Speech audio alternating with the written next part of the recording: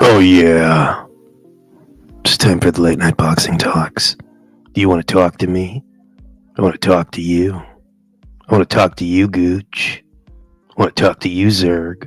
Bobby Light. Ow. Smokey's in the building. Yo, I heard Floyd got beat up in London. I just seen the video. He got beat up in London. I'm saying, how many times did I say that people really don't like him? That they don't respect him? That it's not a knock on him. People think that sometimes the stuff you say is because you don't like the person or you trying to take a shot. Nah, it's pretty well known that even at the height of his popularity, there was a whole section of the boxing community that did not like or respect Floyd Mayweather. That's why I kind of think of him separately from Mike and Muhammad, because those guys are revered and renowned and beloved for irrespective of what their drawbacks were. They're thought of in a different way than Floyd. And that's not to say that Floyd wasn't a great fighter, because he was. He was great in his era, but this whole TBE shit, I always thought that was childish. I always like, bro, you're not the best of ever. You don't have that kind of resume. And I know that sounds crazy, but it's like, nah. You got an amazing resume, right? It's good, but it's not without its angling. He's the best of his era. I would never take that away from him. He was the best of his era and one of the best fighters. One of the best all time. But the idea that he was just number one, you just number one, nah, I never thought that.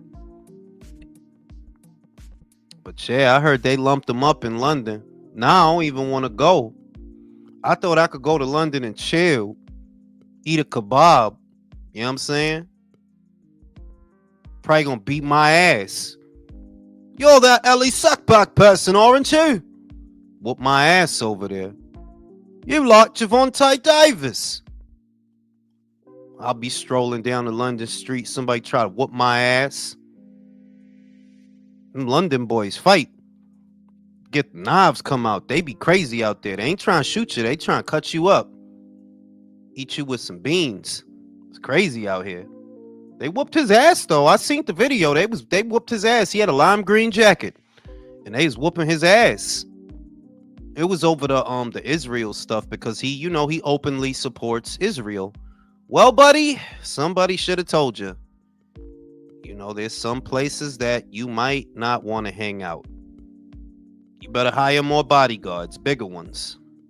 Might need to hire some ex-Israeli Mossad to help you out. I ain't in it. I don't hate nobody.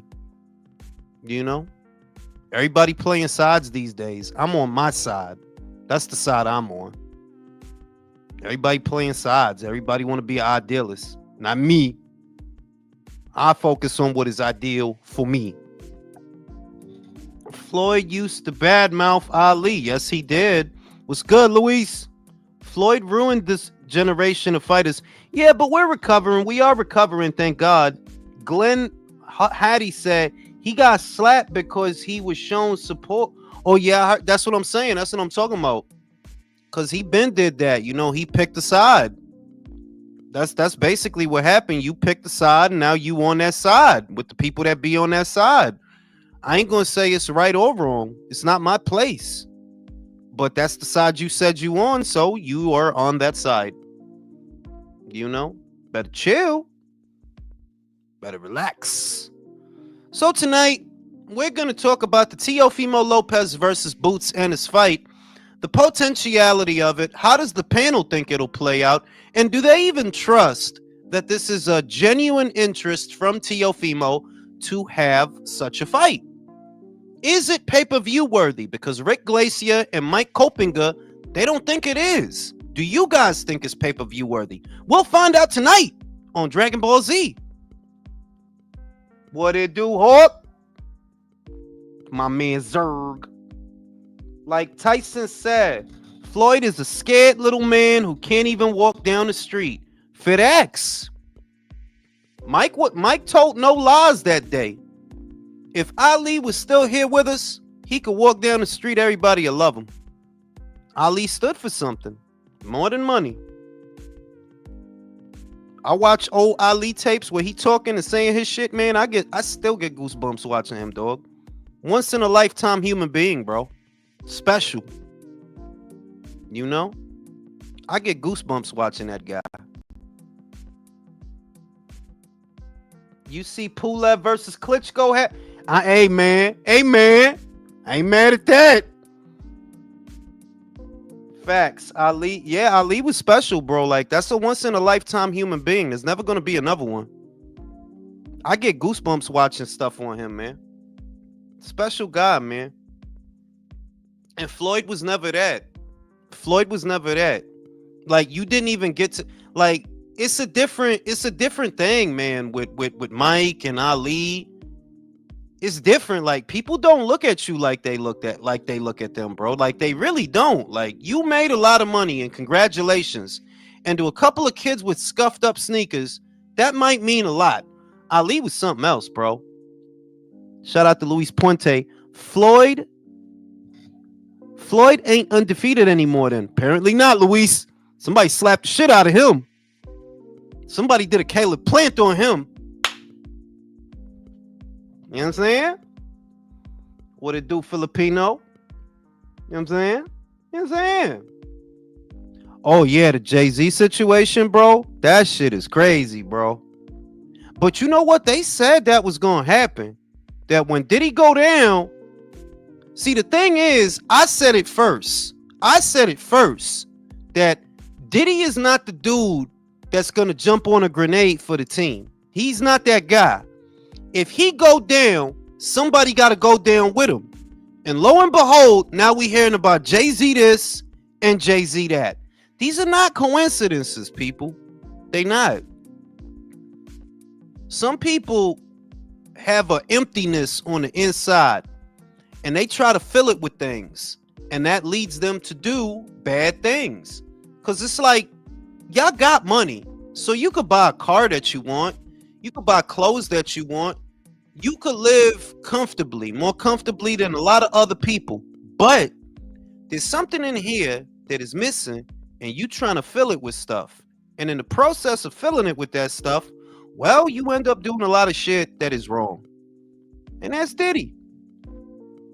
Bad dude, man. The other thing is, what's good, McLaurin? The other thing is that fame is not all it's cracked up to be.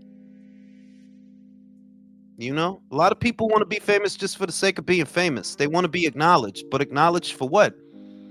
If you get one without the other, you create a beast. Now, if you worked hard towards something, like, I don't know, you're a cellist or a violinist or a pianist, or really some kind of a musician that worked really hard towards something, then the balance is there that, yeah, you're getting acknowledgement, but it's actually for something. When you want acknowledgement just for the sake of acknowledgement, okay, you have a problem. You have some kind of a complex. For real, Filipino, the simple happy life. When you want a certain snack, you can eat it. You want a certain kind of car, you could get it. You want to relax on the beach for a week or a month, you could do that. You want to have a nice house with a lot of rooms in it, you could do that too. But for some people, that is not enough. And those people are missing something. Floyd should have had, yeah, AJ would have cooled them out. They would have, Big Femi would have chilled that shit out, yo. Shout out to Big Femi wherever he is. You know? I said that motherfucker was gonna roll over. And it ain't just gonna be Jay. You gonna hear some other shit about another motherfucker. It ain't just gonna be Jay. Cause these motherfuckers in weird shit. That weird shit, that potentiality of weird shit was always there. The money just gave you an avenue to explore it. Cervecero que lo que, manín. Yeah, he got jumped, bro. They smacked the shit out of him in London. They put the cream cheese on his bagel. Motherfuckers don't like Floyd. Broke motherfuckers, and I'm talking about, like, you got to be super broke to be idolizing people just because they made some money. That really is a silly thing. Like, you can idolize, and one, I don't even think you should idolize anyone personally, but A lot of the reason that a lot of kids gravitate towards him is because he the broke man Cinderella. They think of it as a broke man Cinderella story. Shit is sad. What's good, Mr. Calderon? Put that as your intro, Ring. What, Caesar? What you want me to put as the intro? Yeah, he 50-1 in the streets, Lucius. Some British kid smacked the shit out of him. It's a sin to idolize. It actually is. Whatever you dedicate a lot of time, attention, and thought to becomes your god. If you're Floyd, then money is your god. Floyd getting smacked in a new intro. Oh, if I could get a clear shot of the slap, I will use that. I will use that. I ain't gonna front. The jean jacket he had was hard. He had a lime green joint. I seen that shit. It was expensive. I wasn't gonna buy that shit. He bought that shit though. He bought that shit. But motherfuckers don't respect Floyd, bro. That shit is really not some new shit. Like, motherfuckers already, like, when I said it, I would say that for years that, like, yeah, people don't really view him through the same lens that they view Mike Tyson, for example. Because Mike Tyson, for all of his faults, he is respected, and in many circles he is loved. People don't respect Floyd. Like, bro, they don't respect you. Some people don't respect you because you hit women. Other people don't respect you because of the way that you fought, that you were a defensively minded fighter. Towards the tail end of your career, you were a safety first guy. You talking wild shit like you can and Ryu when you more like Dawson. You trying to stay long distance. Yoga, fire. Yoga, flame. Yoga, flame. Or when you first go to Thailand and you got to fight Saget and he don't even want to walk across the screen. Tiger, uppercut. He won't even let you get close to him. That's how Floyd fought. Tiger, uppercut. I used to cheese motherfuckers with that shit. Once I learned the buttons, Hadouken. And if they get close, get them to block, then Hadouken, back to the other end of the screen, motherfucker. I should get Street Fighter, matter of fact. But I just don't be wanting to dedicate time to video games, to be real with you. Now that I'm older, like, I see why people say what they say, that, yeah, it's fun. Don't get it twisted. It's wild fun. But you'll burn a lot of hours. And what you gonna get back? What you getting out of that? Not a lot. Tiger, uppercut. This is my shit. For real, yo. I used to, don't play Street Fighter with me. Motherfuckers gonna want a for real fight. Don't play Street. I'm gonna cheese, bro. Hadouken. Motherfucker couldn't get close to me. Before you know it, the health bar is drained. And do not play Marvel versus Capcom with me. I will pick Ryu, Wolverine, and Iron Man and iron you out. Don't play that shit with me.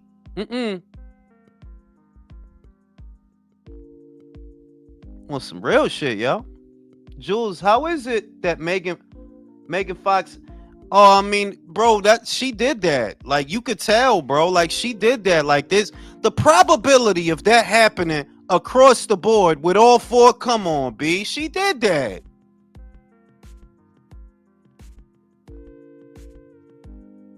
Telling you right now, yo. Don't play Marvel vs. Capcom with me. 1 or 2 or 3. You're gonna be mad. I ain't even gotta pick the primary characters, neither. I will pick Guile. I'll pick Guile, BB Hood, and Spider-Man, and whoop ass. I ain't even gotta pick Ryu. I ain't gonna cheat, because it ain't even fair if I pick Ryu. If I pick Ryu, bro, you not getting me off the controller, bro. You are not getting me off the controller. That ain't move spamming, bro. I'm trying to win. Shout out to motherfucking Filipino. 48 Hours with Diddy sounds like a horror movie. It is a horror movie, bro. You know what I'm saying? Mortal Kombat, I like Mortal Kombat because the button configuration is harder. So you got to be on your shit. To be nice at, it's easier to be nice at Street Fighter, right? And any of those kind of games than it is to be nice at Mortal Kombat. At Mortal Kombat, that motherfucking shit takes practice, bro. Like a lot of practice. Cause you got to do a lot of shit in Mortal Kombat to get a combo out. You got to do a lot of shit. You know what I'm saying? I think the last MK that I played was Ultimate, and I think that was on PS3. I believe that was PS3. Cause I ain't bought none of the new ones. I just can't give time to that shit now. You know what I mean? Like I would like to. Maybe when my son gets a little older and he understands button controls better, I'll play with him. But right now, I can't give time to that shit. So y'all heard Floyd got slapped up. Motherfuckers put the cream cheese on his bagel. It was about time.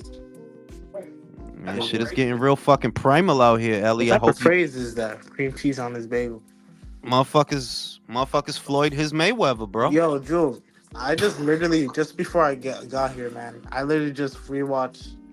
I did my yearly rewatch of Gotti Ward, and I'm just like, fuck, man. Like, I'm not asking these pure boxers to fight like that. I understand.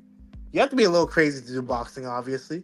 But you have to be a fucking maniac to fight like that. I'm not asking you to fight like that. Michael, blame the matchmakers. But fucking fight. You know no, blame the matchmakers because they're... See, back then, the matchmakers, right? The guys who say this style with that style, those guys, right? They were a lot more ambitious. So if you don't see brawls like that one on a regular, it's really down to the matchmakers because they don't want that, you know? They don't want to put a fighter in that situation where you might get a life-altering beating, you know? That's really why you don't see that, because the closest thing we got to that was Zepeda versus Barincic. That was... Oh, shit. That was fucking... That was to me, the closest thing was that was in that fight, bro. Personally, I'm but it gonna didn't say go all the way, though. Toronto. That's the difference between those two fights. That one actually got stopped. Yeah. And it didn't go 12 rounds. Let me say this to Michael. I agree with you, but that's a unicorn of a fight. And I don't think people realize that yet, that's it.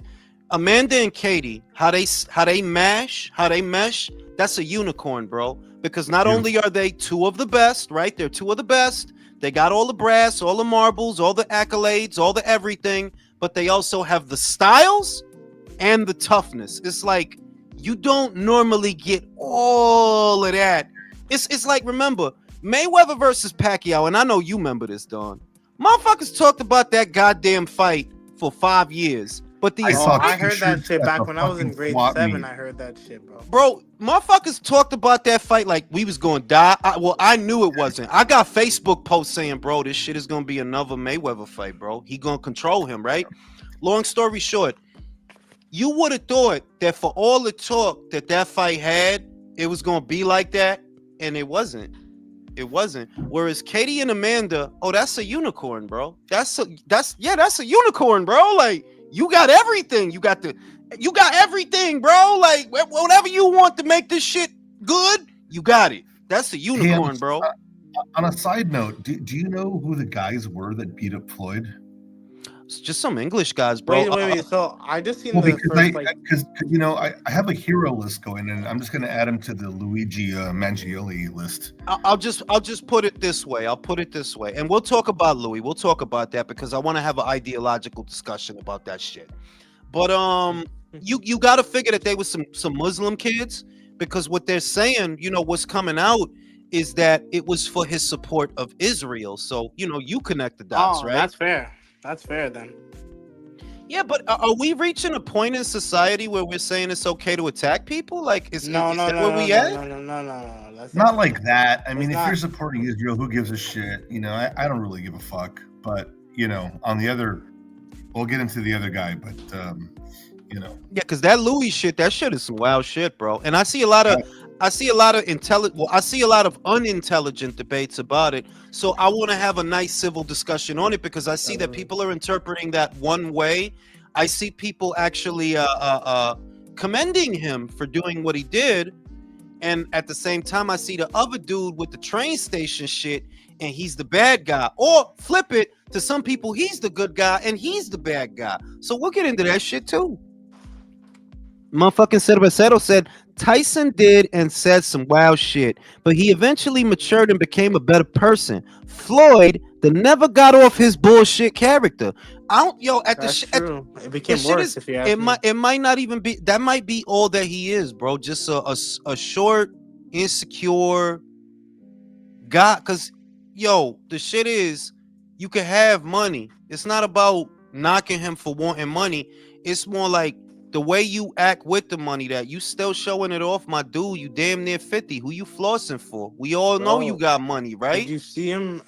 Did you see him at the last month? I think he was at a basketball game. He was just counting money. Yeah, like that side. shit was well Like, corny, bro, B. you're pushing 50, bro. We get it. We know you have money, bro. Shout out to No. Domo. What happened to Floyd? They jumped him in the UK, bro, because he supports Israel. They jumped him. Did they actually like put hands on him into like this video of that?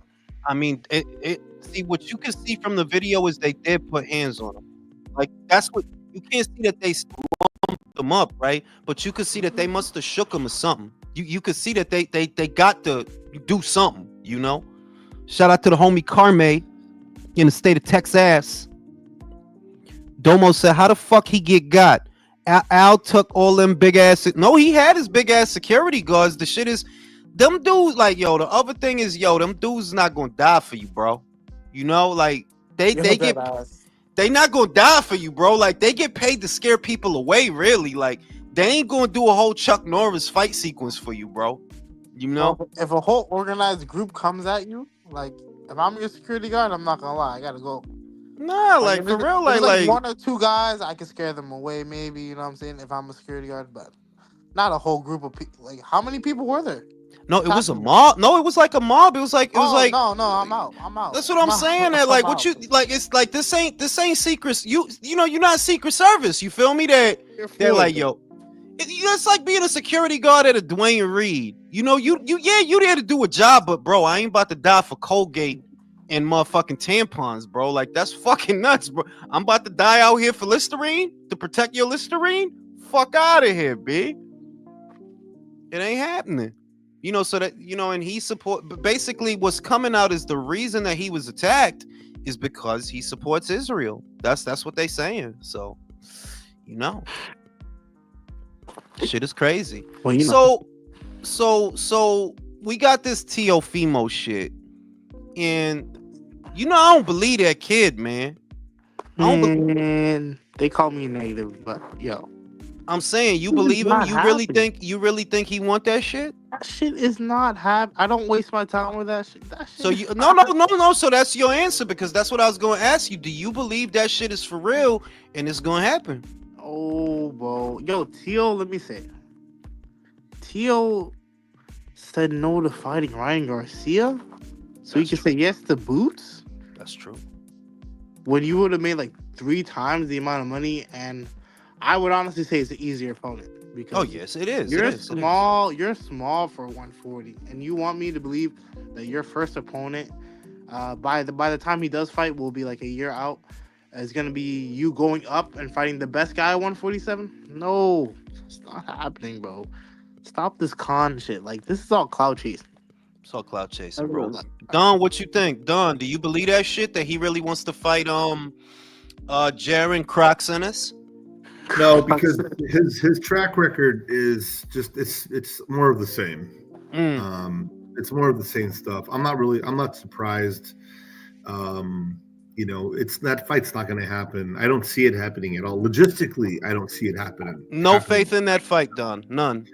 Absolutely none. There's no. Listen, I mean, what the previous guy said right now. I don't know your name, sir. I'm sorry, but that's Michael. You turned down a Ryan Garcia fight.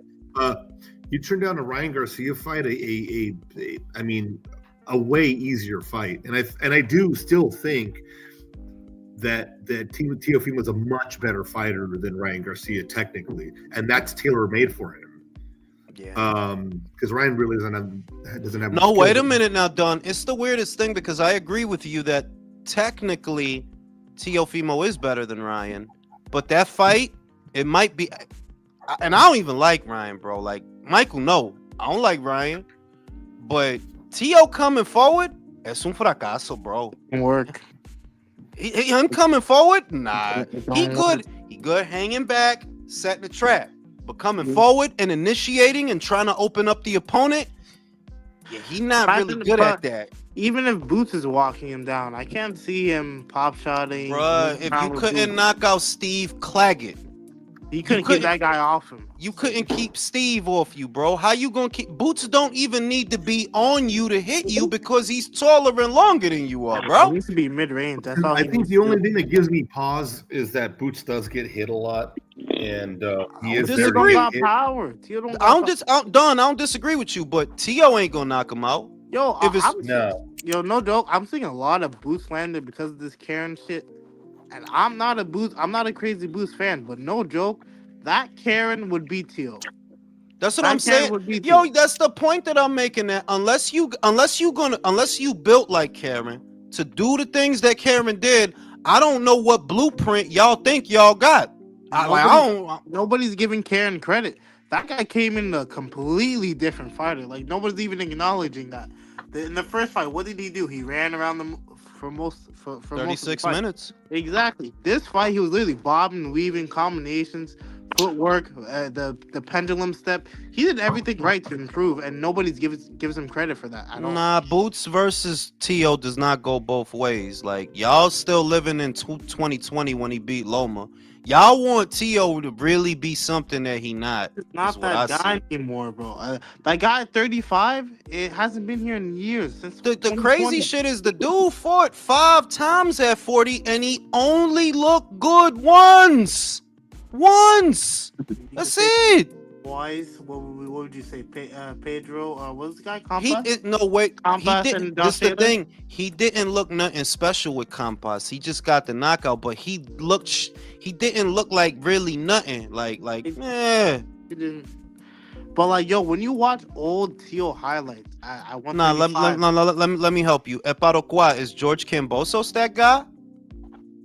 Is George that guy? Yo, George had him fucking ragdolling. Is Sandor Martin that guy? Is Jermaine Ortiz that guy? Y'all want that kid to be something that he not, and he showed y'all that he not already. Like, bro, he not that. There's fighters that can move up in weight. Yo, and for all this Tio talk, right? I need more Navarette talk, because goddamn, I counted him out again, and he proved me wrong again. That motherfucker. We need more Navarette talk, because I'm like, yo, did you count him out because of the Branchik fight? Is that why? Because he had to drop down in weight, is what I thought. Because he had to drop down in weight. I didn't know if he would make it down there strong. Oscar's a small 130 too. Like he's a small 130 pounder also. Jules, yeah, but I figured wait. I figured that because Oscar's not moving up and down and all of that, he'll be all right. Like, well, he sat right there. He didn't go nowhere. He looked good with Liam Wilson in his last fight, right? Whereas Navarette, not only did you get beat, which doesn't really matter, but you got to drop back down to 30. Yeah, but it's not like he built a lot of muscle. He was a fucking fat fuck for that fight. Like, if I could see if he had to build a lot of muscle and then lose a lot of muscle, then yeah. But like he looked like he had a spare tire. He looked awful. Bro, the shit is motherfuckers acting like Boots has to be pound for pound to beat Tio. Enough with this. So. I don't think, and I'm not a Boots fan. Like that's why this feels crazy that I gotta say, but like, yeah, dude, Boots Claggett had moments. Like Claggett was. That's what I'm trying to say. Like, yo, Claggett had you under pressure. Listen, if a guy like Claggett can land 4-punch combinations at will, what's fucking Boots gonna do? I'm not. Really? Jules, real quick on Navarrete. Even though he got down back to 130 and he was in shape, he still looked like a fat 130. That's the crazy part. He was true. fat. Yeah, that's true. He was fleshy as fuck, bro. Yeah. Shout out to fucking Santiago. Floyd is mad corny. Dude has money, his family to look after, and he still want the spotlight. His time is up, and he can't accept it, dude. He doesn't know how to let it go. I think what it is that he probably just. I don't know, like, I don't want to make bold presuppositions, but there is something to be said about a guy who's almost 50 that still feels like he need to stunt and impress people. It's like, what is it for, bro? Like, no. That spotlight, I get it though. It can be addicting. He loves that shit. Why do you think he still does that exhibition shit? Like he doesn't know how to let it go. He can't do it. I guess that it's like it's like bitches that hit the wall. I guess that they gonna go under that knife and hang on for dear life. They gonna put something in their titty, put something in their ass, and just try to be what they was. And it's like, nah, homegirl. He doesn't smoke, he doesn't drink, so like that addiction to that spotlight, that can be his that can be his That's addiction. his vice. Yeah, that's his Yeah, vice. that's his vice. And that, to be fair, it's not a crazy bad one. So Jules is talking about J-Lo going under the net. Motherfuckers know how I feel. I always said J-Lo is overrated. I don't know what the fuck everybody bugging out about. Her ass ain't even that fat. I don't know what the fuck everybody bugging out about. It's just when she had the purple on, right? That was it. Like, yeah, she do in that moment. Yeah, that Selena moment. But other than that, like, bro, y'all bugging. That's a atypical D train joint. Like, fuck out of here, bro. That's a Fordham Road Grand Concourse, bro. Like, I don't know. Like, I've been to Sin City. I seen, and I ain't even trying to hate, but I'm like, man, I've been to Sin City. I seen better joints in Sin City. Like, I don't know, maybe, but then again, to somebody that probably don't see a lot of Puerto Rican people, right? Well, yeah, that's gonna be exotic to them the same way that Chicanas is exotic to me, because you don't see that in New York. That's not something that you see. So you know what I mean? It's kind of like that. Like, a Brazil nut is only a Brazil nut if you're not in Brazil. But if you're in Brazil, oh, that's just a nut, bro. Just a peanut. Shout out to Bobby Light. T.O. ass, but Boots is more of a clout chaser than T.O. if we're being honest. Boots clout chased Bud before T.O. did. But I'm not talking about clout chasing. I'm talking about fighting. If T.O. and Boots fight, that's not a hard pick, bro. That's not some shit I need to think about for 3 days. And I don't even got a good track record with T.O., but I don't need one for that fight. Like, bro, Claggett had you looking crazy. Claggett! No, they put in Brentic and I love Keyshawn, man. He's not wasting no time. Brentic and Keyshawn in February, bro. Let's go, man. Let's go. Keyshawn make me proud to be a foundational. Make me proud to be a foundational Black American, yo. Shout out to Keyshawn. Make me proud, yo. That shit. You know what I'm saying? Shout out to Will. I wish we had more fighters like Nava and Valdez. Yeah, that was a good ass whooping, man. Like it's everything that they say about Navarette is true. That he literally does all the things that a boxing coach would tell you not to do, but it just fucking works for him, bro. Like, yeah, the shit just works. Like, maybe that's why he needs the flab. Maybe that's why he needs the flab. He needs energy. You know what? Maybe, dog. Like, not for nothing. Maybe. Look at this. Look at fucking Zerto. All of a sudden, what? You can fight now? What? Yo, but I give him credit because I see where that influence came from. I see what the catalyst was, right? They like, yo, Bivol. Yeah, but he's at the Longhas now. He's at the little Longhas sticking out of his shorts, and he's like, oh, I don't know what's going on there, but now he's moving. What the fuck? And then it's because of Julian Chua. It really is because of Julian Chua and Malik Scott. They deserve that credit. They're like, yeah, if he moving and grooving now, it's because of them. They got him into that shit, and he doing his thing. I can't hate. He doing his thing. You know? Well, he's definitely not skipping a meal, that's for sure. Well, I mean, he had cruiserweight, and he don't have to no more, you know? Okay. Shit. But what y'all think about Espinoza Navarette? Espinoza about to leave 126, y'all. Yeah, he needs to go up. Again, no unification at featherweight. It'll never happen, I guess. It looks like. But I mean, I'll pick Espinoza and Navarette. Here's the thing. Oh my God, I would love that fucking I would love to see Nick Ball unify this division. Whatever it is not gonna happen. Featherweight. No, he might, and we'll see. Because the biggest threat to everybody in that division was Rafael, bro. Ain't nobody gonna do nothing with this tall ass man at that weight, bro. Yeah. Not Nick Ball. I would pick Rafael to beat the shit out of Brandon Figueroa. He's about to pick up the vacant title. That's what's gonna happen. Yes, Shushu gonna get that. He gonna fight. Nick Ball would fuck up Brandon Figueroa, dude. Well, I'll say this. I'll give Brandon this. I think Brandon, cause Brandon is shit, dog. Like, and I love pressure fighters, but Brandon ain't like, yeah, you are ass, bro. Even as far as pressure fighters. Brandon's a Dollar Tree pressure fighter, Jules. Yeah, like, for real though. Like he's like Family Dollar Margarito.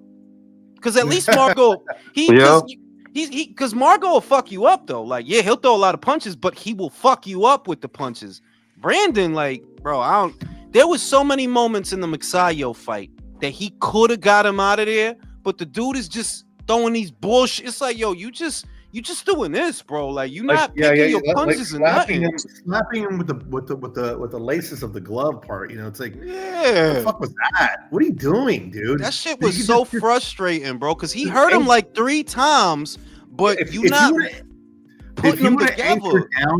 have anchored down and turned over his hooks, like, oh yes, but you dude slap bitching fighting. I don't know. That's a part of training, I guess, or I guess he never finds himself in that situation where he can actually maturely handle those situations. He just got too excited. I don't know what to make of that. It's friends. Those are flurries, and I guess that's just the difference between combination punching and flurries, bro. That shit from Brandon is basically just flurries, bro. Like, it's just shit, bro. Like, it's trash. It's not even like when Navarette starts to put punches together, you get scared for the other guy. That's how hard you get scared for. Like, yo, you want me to throw it? Yeah, I mean, and not with Brandon, you just throwing some ass, bro. Like, that shit is just some ass cheeks, bro. Like, that shit ain't nothing, bro. Like, nobody worried about nothing with your ass, man. Speaking of ass, have there been any more ass clap Thursdays or Tuesdays? Nah, bro, he crossed the line. I mean, like, we'll see this Thursday if he come out with another one. Did he really get in trouble? Because he was dirty macking out here. That's what I'm saying. You can't just say that because, bro, that girl, she could sue the shit out your ass for that. Eddie could sue you. He could, because you're accusing him of quid quo pro. You that's what you're saying. He could sue you for that, for libel, for slander, and she could sue you for that. Definitely. So it's like, and they probably are, but it's none of your business, bro. Oscar's such he forgets that he's Oscar De La Hoya. Like, yo, bro, that's true. You're a fucking junkie, bro. Let me land the plane here. Yo, this dude is a former gold medalist, multi-weight world champion, a legendary boxer, and you went out like this? You are such a fucking cornball, bro. And at this point, it's like, bro, what you even mad at Eddie for is my question. Like, Canelo not even over there no more. Like, what is you even mad at? And at this point, it's some jealousy shit. At this point, it's got to be the fact that I think he was one of the first guys to broker something with Saudi Arabia, and despite those cards, like, they're making money. They are that they're not losing money over there. So I just maybe that's it, man. You know. He doesn't have the greatest stable, so. No, yeah, it's a jealousy thing, I think, because of what you said. Matchroom is in the black. They in the plus. When they do a show, like, yeah, some shows they might lose money because it's an investment, but in a very general sense, Matchroom is in the black. They're not in the red. Whereas Oscar, bro, you've been scratching and sniffing since Canelo left. And that was 5 years ago. You've been scratching and sniffing. So you're gonna be bitter. You're gonna be mad. You're gonna be frustrated because and his golden goose is pissed off at him, and everyone realizes he's not that good.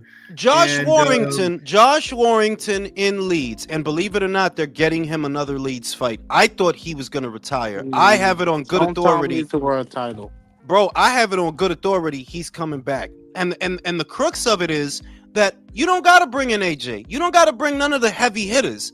Josh Warrington in Leeds is a bigger draw than most of the Golden Boy promotion stable, save Ryan, who would leave you at the drop of a hat as soon as his contract is up.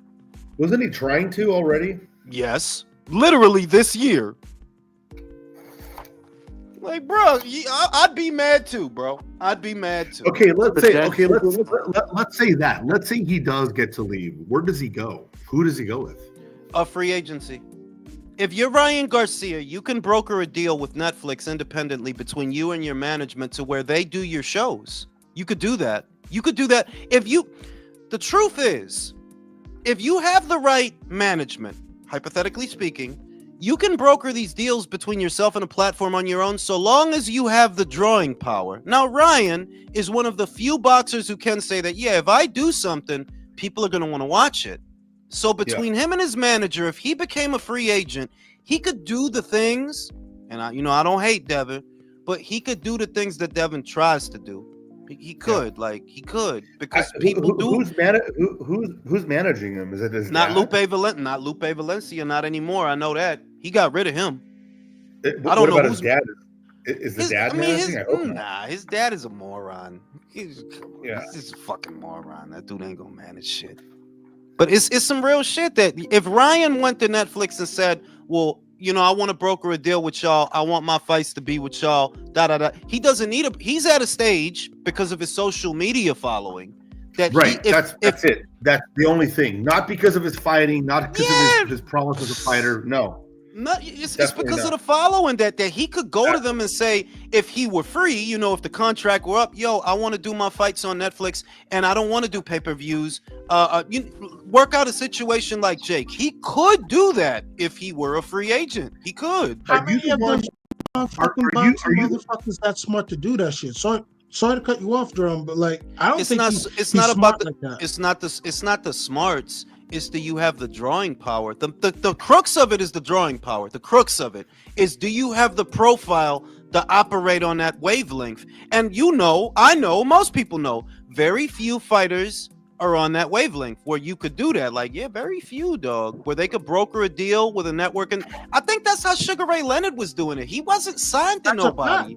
He wasn't signed to nobody. He had a very good lawyer and a good manager that will have him, broker deals and shit like that. But that was all he needed. That if you have the faculty, right? If you understand it, I don't really need a promoter. See, Devin needs a promoter because whether you want to admit it or not, you probably want 2 to 3 mil guaranteed. Okay, well, you don't generate that kind of bread, so you need a promoter. You need a promoter, bro. Fuck that guy, bro. He fucking up, bro. That guy's a lost cause. Jules, were you the guy that put the video out about MMA going to Netflix? Yeah, that's what I was told, that they may go to Amazon or Netflix. So Netflix has got to get their shit together with their streaming, dude. Because if they put on a good fight like in Ngannou Jones or something, whoa, dude, But you have to understand, Don, that was just a one-off event because that was the first time they ever did a sporting event of that magnitude and a sporting event in period. Yeah, they were just getting into, if you think about it, not only was that an endeavor into live sports, but that must have wore on their servers and their system because the whole world, a lot of fucking people were watching that fucking event more than they're used to. So yeah, it's gonna push things to the limit, but Netflix will get it together if they end up with the UFC. And I also heard the WWE might go over there. It's between them and Amazon. So you figure if they get UFC and WWE, yeah, it's a wrap, bro. WWE starts there in January. Where's it going, bro? It's going on Netflix in January. WWE. I'm telling you, and that's a Jesus Christ. I'm telling you, that's a motherfucker. That shit is so much bigger now than when I was a kid, bro. So it's not better though. It's not better. The attitude. I didn't say it was, but as a business, in other words, that things are changing so much now that what used to be giants, they're not giants anymore. The big cable networks, the big, like ESPN about to go through it. Yeah, y'all about to go through it, bro. WWE is already on Netflix, they said in the chat. Oh shit. It's a wrap. No, they haven't shown anything. But their first live show starts in January. Oh shit. But what's good with your man's Puff though? But what's good with him though? Well, bro, why are you always trying to find a way to bring up Puff? Yeah. Nobody is thinking about Puff, bro. I wasn't thinking. What you mean was good with him? Hey, Jules, I have a question regarding the where you were saying that Ryan goes to on his own. How long before do you think people will stop supporting him if he doesn't get big fights? It depends because Americans are in love with a dysfunctional culture, right? Americans are in love with dysfunction. So Ryan is dysfunctional and he can stay that dysfunctional guy. He's clearly not the boxer that we watch boxing for, right? No, He doesn't no. and he doesn't care about us though. He's not trying to appeal to us. He He's never 2 was. blocks from Jake Paul. Yeah, there you go. There you go. I would say that it's not just the Americans. I'd say that the internet just has no integrity anymore. People can just say anything and they'll still have supporters no matter what. You know how many celebs get away with fucking crypto scams and nobody says a thing? Look at the Hawk Tour girl. She just fleeced a bunch of one. motherfuckers. Motherfucking Logan Paul did one. There was another. Can somebody explain it to me? How generic is it that a white girl talked about sucking some dick and she got famous? Yo, I'm not gonna lie. I don't normally believe in industry plants, but that shit's gotta be in. Yo, that's what I'm saying. That this bitch interviewed Mark Cuban. Like, what did you do? That's what I'm saying. Like, you talked about a blowjob in one interview. And you popped off of that, like, bro. That shit wasn't even funny. It wasn't even funny. No. The real injustice is white bitches been sucking dick for years, and they ain't get that famous. So what the fuck is supposed to make you special? White bitches been out here sucking dick, bro. She's a 5. I'm not gonna hate on her. I just don't see. I'm not hating. I'm just being like, I ain't gonna say that because if you in Wyoming, she might be an 8. Compared to Wyoming bitches. Funny nigga for that. Wyoming must got some ugly ass bitches. God damn. Saying, bro, if you in like Gary, Indiana, right? Yeah, she's like a 9. If you in she's like a 9. In Gary. In Miami, she's a 5. Niggas though. Gary's full of niggas though. You gotta remember. Then she's a 10. No, she's a 10. If it's full of guys, you mean you saying it's full of guys, right? I just don't niggas is black and a black woman and black men. I thought you meant it's full of guys. If it's full of guys, then yeah, she's 10, bro. Like the fuck? It's full of guys. But look, the point I'm making is it's not that. It's that I agree with it's her and that other white girl that I'm like, what did you do to get famous? Oh, the interview one? Yeah, like the other one. Yeah, the other one. Wait, are you talking about that interview girl that was talking? The girl called her a magician, so I could somewhat see that one. Althoff, Jody Althoff, Bobby Althoff. I don't see like look. In fairness, I watched her and funny. What's that dude? Funny Marco. I ain't gonna lie, he make me laugh, dog. He's funny as fuck. He's a funny dude. And I watched her and him, and I did enjoy it. It was funny, you know what I mean? Yeah. But I don't see how she popped or like I don't know. I'm not understanding like what is happening. What? It's probably her family, or probably her family if she sold the soul to Satan. Who knows? Listen, Chris, you can't just have Nikita Lyons out here with this magnificent ass and big legs. That's a fucking fact, right? Bro. No way. And what people talking about is Bobby Althoff? Like, really, that's fam? Some disrespectful. That's some wild disrespectful shit. Like, he'd have been putting it down for years. With all that thigh meat and the ass meat, the fuck out of here, man. You know what I'm saying? Like, Bobby, what is what they bringing back? They bringing back real thin white girls, I guess, because that's what Hot Tour. That's what Hot Tour and Bobby got in common. It's well documented that this girl literally got famous, the Bobby girl, and she literally left her family. Like, she doesn't even. Like, she got a divorce, bro. And then like the dad's taking care of the kids. She's not even around. Like, she literally got famous. And my said, dude, the shit is. That's listen. That's alright because people can't see the future. That's you guys are human, so you don't know how to do that. She's gonna regret that. You don't gotta believe shit I say, bro. You don't gotta be an alien to recognize that, bro. We know that, bro. God damn, you're special, Julius. Jesus, we get it. I'm special, bro. Yo, Jules, all we gotta do is call her a deadbeat mom from now on. It's not a debt. It's that you're morally horrible. This is the thing. I ain't even gonna say morally, because you gotta have a soul. You got no principles. You're derelict of your spirit. Soul. Spell that. Yeah, like you don't have it, like, because how could fame and adulation from people who don't know you be more important to you than your family? That's crazy. That's people nuts. Be wild pieces of shit. Let me tell you, It's simple. People be wild pieces of shit. I just don't be hearing me when I say it because I may say it funnily, but no, I mean it from the bottom of my heart. Motherfuckers be wild pieces of shit, man, for real. That's not even being a piece of shit. I believe you're a monster. Yeah. I believe you're I believe that infant children, by the way, she just had one of them. You got to understand that you don't know this about your generation. Y'all was closer to God before. The more time passes, the further away y'all move away from that, to where these people don't have souls. You just have impulses. You don't have a soul. You just got impulses. You just want to be famous, but for what? For being deadpan on camera? You divorce yourself from your family so you could be famous? Wow. That's disgusting.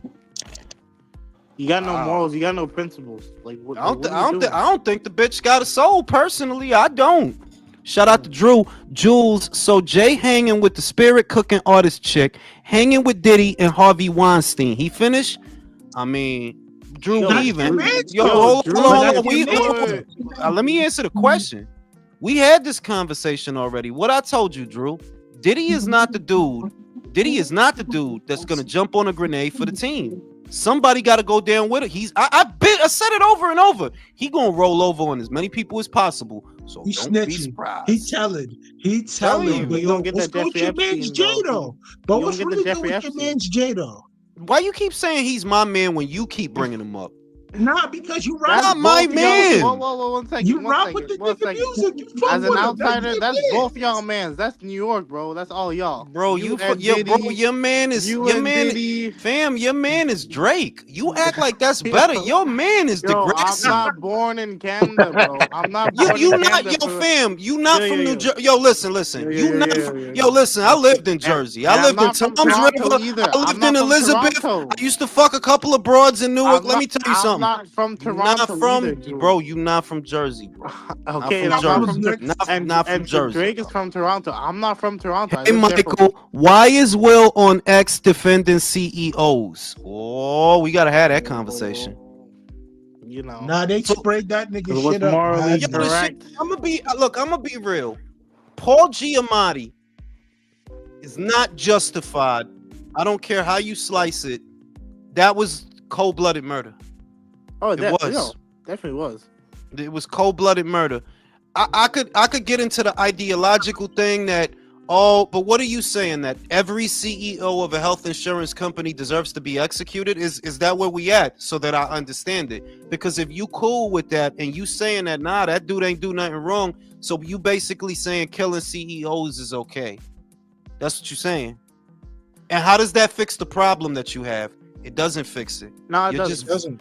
You're just violent and evil because you killed that man and you ruined 2 lives. The lives of his family and yours. Your life is over. Did you fix? Yeah. Did you fix anything? No. I told my mom this. And my mom read down his CV and all the shit that he did, like Ivy League school graduate and all that shit. And he was like, masters, bachelors, all that. I said, like, Mom, what does it mean what does that all mean, knowing that he couldn't control himself? Fuck all. Nothing. The shit is, those things only have as much meaning as their application. So let's say that I'm a PhD, but I just end up jerking off and gooning all fucking day. Well, a lot of fucking good that PhD is, right? Right. Let's say I know how to fix cars. But I don't fix cars. Well, a lot of fucking good that knowledge is, right? So you could have went to Ivy League. You could have did all that shit. In the end, you were just a cold-blooded killer. You think you're justified. You're right. It doesn't fix the problem at all. No. And that's a sad part about it. However, I don't judge people for their reaction to it, because this industry is really fucked up. And I think fucked up. That is a very predatory industry, and if we keep allowing these CEOs of different banking companies, I'm with you. I believe that the whole thing, like, look, man, healthcare in America is a travesty and a tragedy, right? But at the end of the day, what was that? That was a murder in cold blood. Period. Yeah. But another way, you could honestly say that these people have indirectly murdered a lot of their supposed Yes, but if customers. my dude, Like, Yeah, of course. I'm not listen to me. Listen, personally, Jules. One second. I wouldn't say indirectly. I would say directly. Yeah, I directly. wouldn't. Because I no, wouldn't. no, no, Jules. That's literally their job is to deny claims. That's their job. My dude, you They not have a understand. My 25% my rate of dude, you not denying understand, claims. bro. You not understanding. If I'm you just listen to me, though, yeah, go if ahead. you play that game, many of us are the benefactors, the beneficiaries of slave labor. In one way, shape, or form, we are responsible on this wavelength. If you want to play that game, so you're saying it's okay to execute me because I own an iPhone or because No, I Yeah, own no, this that's sweater. no. God no. knows. God knows what a manufacturer, what a You didn't factory. harm No, anybody. because You didn't you're harm not anybody not owning the that phone. proprietor. Oh, You don't know that. You don't, Jules, you're not the proprietor of the cell phone. You're not the one that's making the call to say, hey, let's use these poor African people to mine cobalt in in this, Africa. bro. This no, no. Wait a minute. Wait a minute. Wait a minute. See, You're just a surgeon using a You'll tool. put it That's up all in you no, are. no. Wait, one at a Will time. and One at a Drew time. want a One at a link. time, because there's Put a like link. 5 people here. One at a time. Don, to get to your point, we're not in an age where ignorance is an excuse. We know where these things come from. By now, we all do. By now, we all do. We know that Yes. at the end of the day, for us to have, somebody has to not have. That's the game. That's life. I understand your point there, but when you say, "Oh, it's okay to execute me because I'm using an iPhone," that is completely false because you're not the one making that decision to have those poor people mine for coal. As you're not the same person that's denying healthcare with the scalpel. Like you're just using the tool. We're using the tools here. It's one thing to be mad at me for using an iPhone, but at the same time, I'm not advocating and I'm not walking the streets and I'm not protesting against anything. I know my position in life, and I know that if I protested the people in Africa mining cobalt, I'll be a complete hypocrite, which I won't do, and I'm not.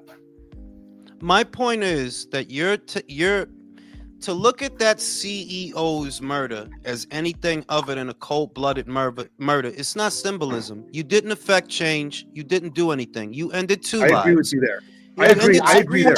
All you did was end 2 lives, his and your own. Nothing came out of it. Every day though, but niggas get shot every day. Can I though. just say, I feel at good. the end of the day, me personally, I just look at it as what goes around comes around. It's as simple as that, bro. Now all right, Michael. This is one of the few times you said something that's smart because that's true. Suck my dick.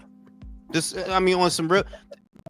Because at the end of the day, see, y'all know this about the energy in the universe. That shit is real, bro. In truth, on a different scale, one that people can't see, that man might have costed a lot of people their lives. Eventually, you paid for it. But that doesn't make his negativity. That doesn't make that kid's 2 wrongs don't make a right. In other words, you reap what you left. It makes a left. A nigga got left on that street. Yeah, for real. On that street. Shout out to Jonathan. Sky was looking good as a motherfucker in that pic with Bud. I'll put in a good word for you, Jonathan. I'll tell him what you said. Shout out to motherfucking Filipino. Drake and Diddy about to share one jail cell. I don't want to think about that. Drew said, you have said on here for years now that the purge is coming, but how do they all have all this info on Luigi this fast and little? Because he wasn't hiding. He would like the thing is, somebody like that. This goes back to what I said already. The real horror of society and where we at. The monsters don't come with horns, bro. They don't come breathing fire and shooting lasers out of their eyes. The monsters are the people that are right next to you. That kid is a monster. If you get enough ideas in your head that it makes you homicidal, yeah, you're a monster, bro. Yeah. You didn't do anything. You didn't change anything. A lot of times people who encounter monsters, they know. I'm not the CEO guy, but they know them. Yeah. Statistics show that. It's crazy.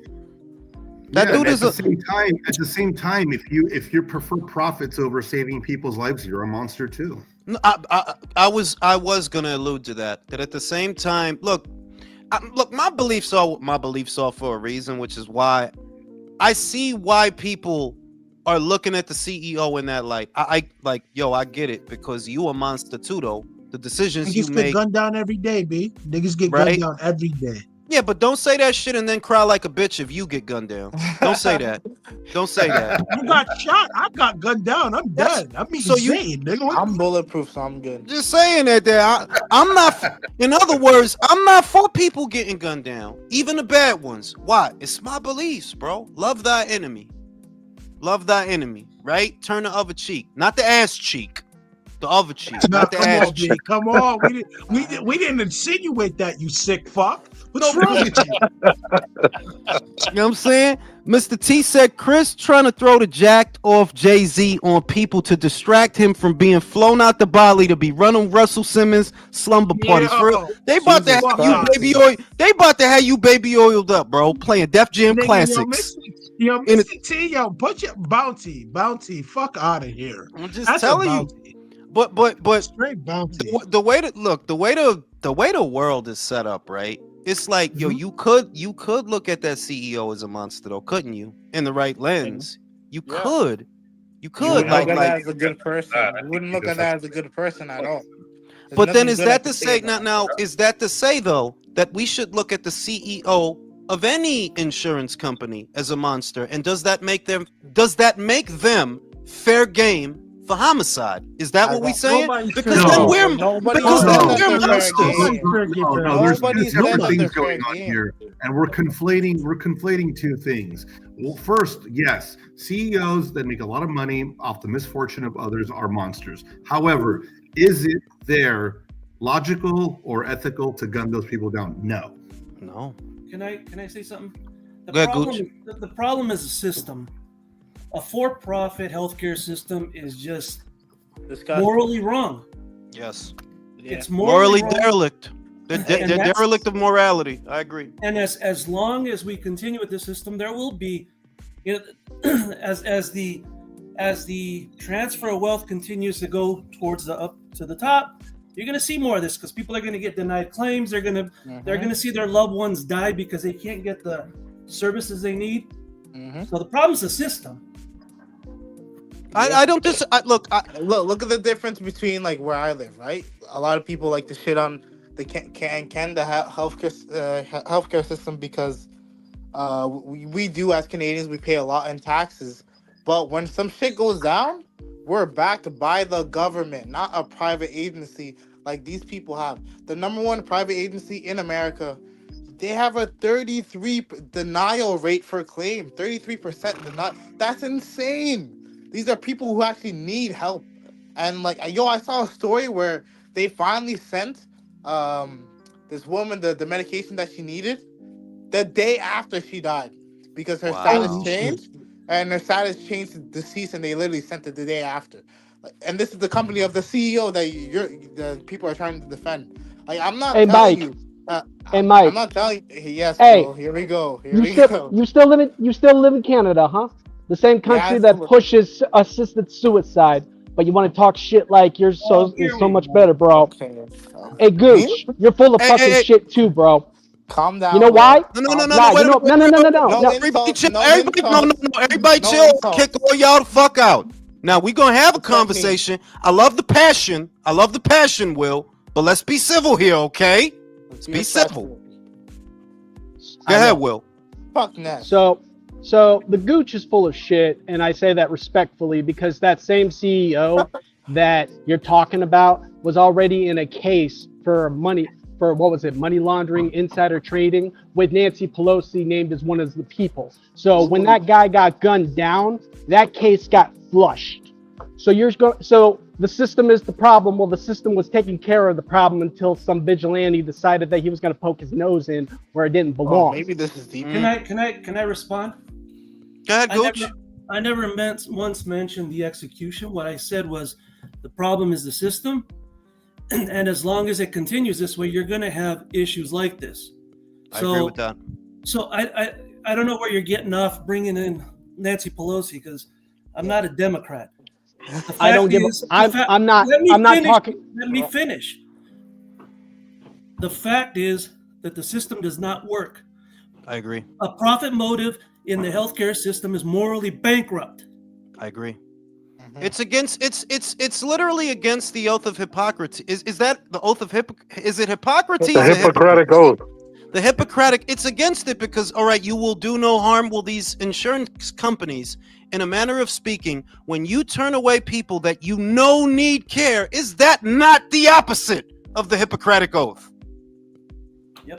Yep.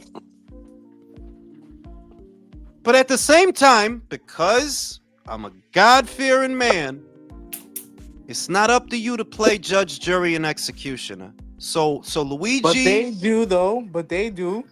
Nobody said they were right, though. I just said that they're wrong. Yeah. You're right.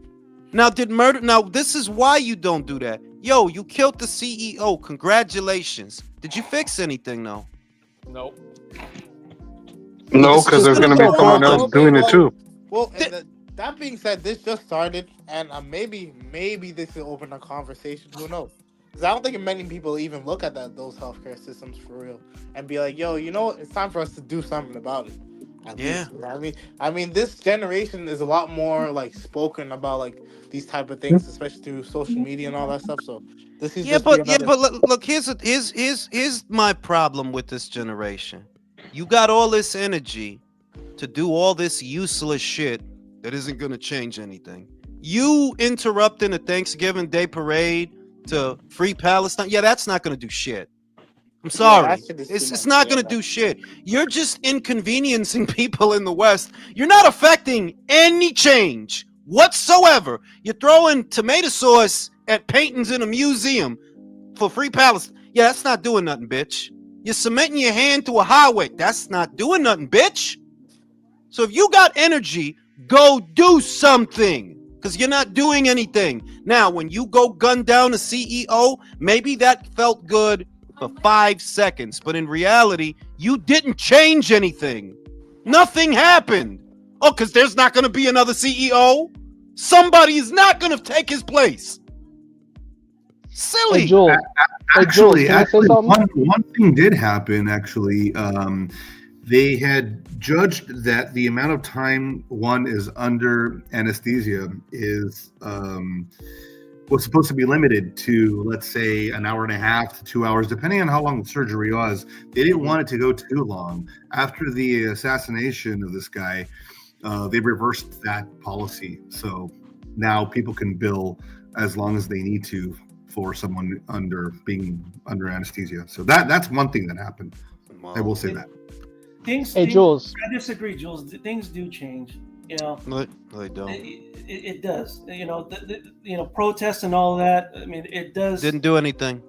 People in Gaza are still getting bombed. What I'm saying, there are examples where protests do it. I mean, look at the '60s. Look at Dr. King. All right, that's how they got the civil rights, laws passed. No. You're talking broad spectrum. I said that people in this generation waste a lot of energy not affecting change. That's what I'm talking about now. I'm not talking. Obviously, Dr. King affected change. Yeah, there are people that have, but not this generation of morons. They're not. You're not changing anything. I hear you. It takes time, and they got to rally behind something. Right now, they rally around all kinds of shit. It's like herding cats. They have eat the rich sentiments, right? This is what I see from these moronic humans. You've got an eat the rich attitude, not realizing you're the rich. You haven't suffered. You're not a slave. You don't know bondage. You don't know suffering. You don't. Hey, Jules, you're an idealist. Can I say something real quick? Good. Yo, Gooch. Hey, I want to apologize because I definitely pinned something on you that you didn't say. I thought you were referring to the system as a whole, not the Medicare system. If you want to say the Medicare system is failed, I can definitely sit down and talk to you about that. But what I was referring to when I brought up Nancy Pelosi was the actual system that was trying to judge the CEO who was just murdered in cold blood. That's all. Like, I understand what you're saying, and I don't disagree. I've never once disagreed that the healthcare system is fucked. But what I do disagree with is killing innocent people just to prove a point. That dude was off the clock. He was on the street. I don't know where he was headed, but he wasn't at work. He was not the CEO at the That man was Brian Thompson when he was shot down in cold blood. Is he in Hold on, No, he was going to work. He was going to a wait a meeting. minute, wait a minute. No, let me What do fucking we read the determine as fucking. innocent? Yo, can I read the Go fucking ahead. super chats? Drew said John Q movie with Denzel. Virtuoso said be very, very quiet. I'm hunting millionaires.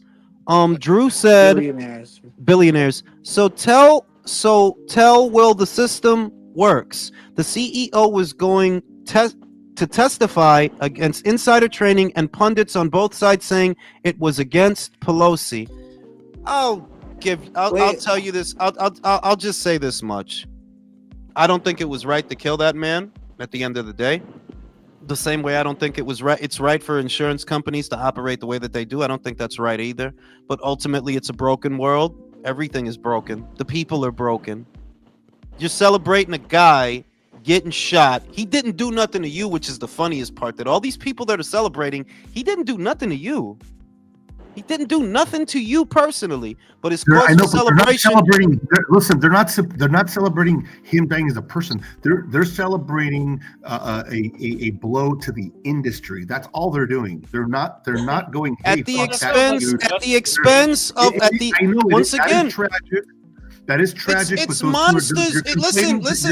It's monsters calling. It's monsters pointing the finger, throwing stones in a glass house, calling other people monsters. Let me ask. Listen, this is the thing, though. This is like the people's discontent. Like, let's say somebody voted for Trump because they're having economic hard times, and then somebody turns around and says, "Well, you voted for him because you're a misogynist or you're racist." Well, you're a piece of shit for calling me that because you don't know my struggles. And a lot of these people that are glad or find glee or actually are dismissive of this guy getting killed are probably people that have been slighted by the system. And this is just that. That's all they're celebrating. They're not celebrating the death of Thompson himself. I don't know the fucking guy. You know, and just let me put. Can I put it another way? If you would have told me that Luigi and a band of super intelligent squirrels blew up a building with nobody in it from that same health insurance company, then I would have said that's a win. Then I would have said you're actually affecting change if you can affect the way that they operate. The reality is you killed the man and nothing came out of it. Nothing real. I understand. I understand what you're saying, and on a personal level, with the person that got killed, that is a tragic, and justice shouldn't be dealt that way at all. But I can empathize or sympathize with the people that are feeling like, yes, we have been slighted here. We're tired of this shit. The system is rigged. It's rigged against us. It's a big club, like George Carlin said. It's a big club, and we're not in it. They don't give a fuck about us. I don't. The thing is that you're singing to the choir. I know all these things. I understand that, but there's a reason. You kind of got to turn the other cheek. There's a reason for that, and it's that if you empower individuals to live in this kind of landscape, everybody's fair game sooner or later.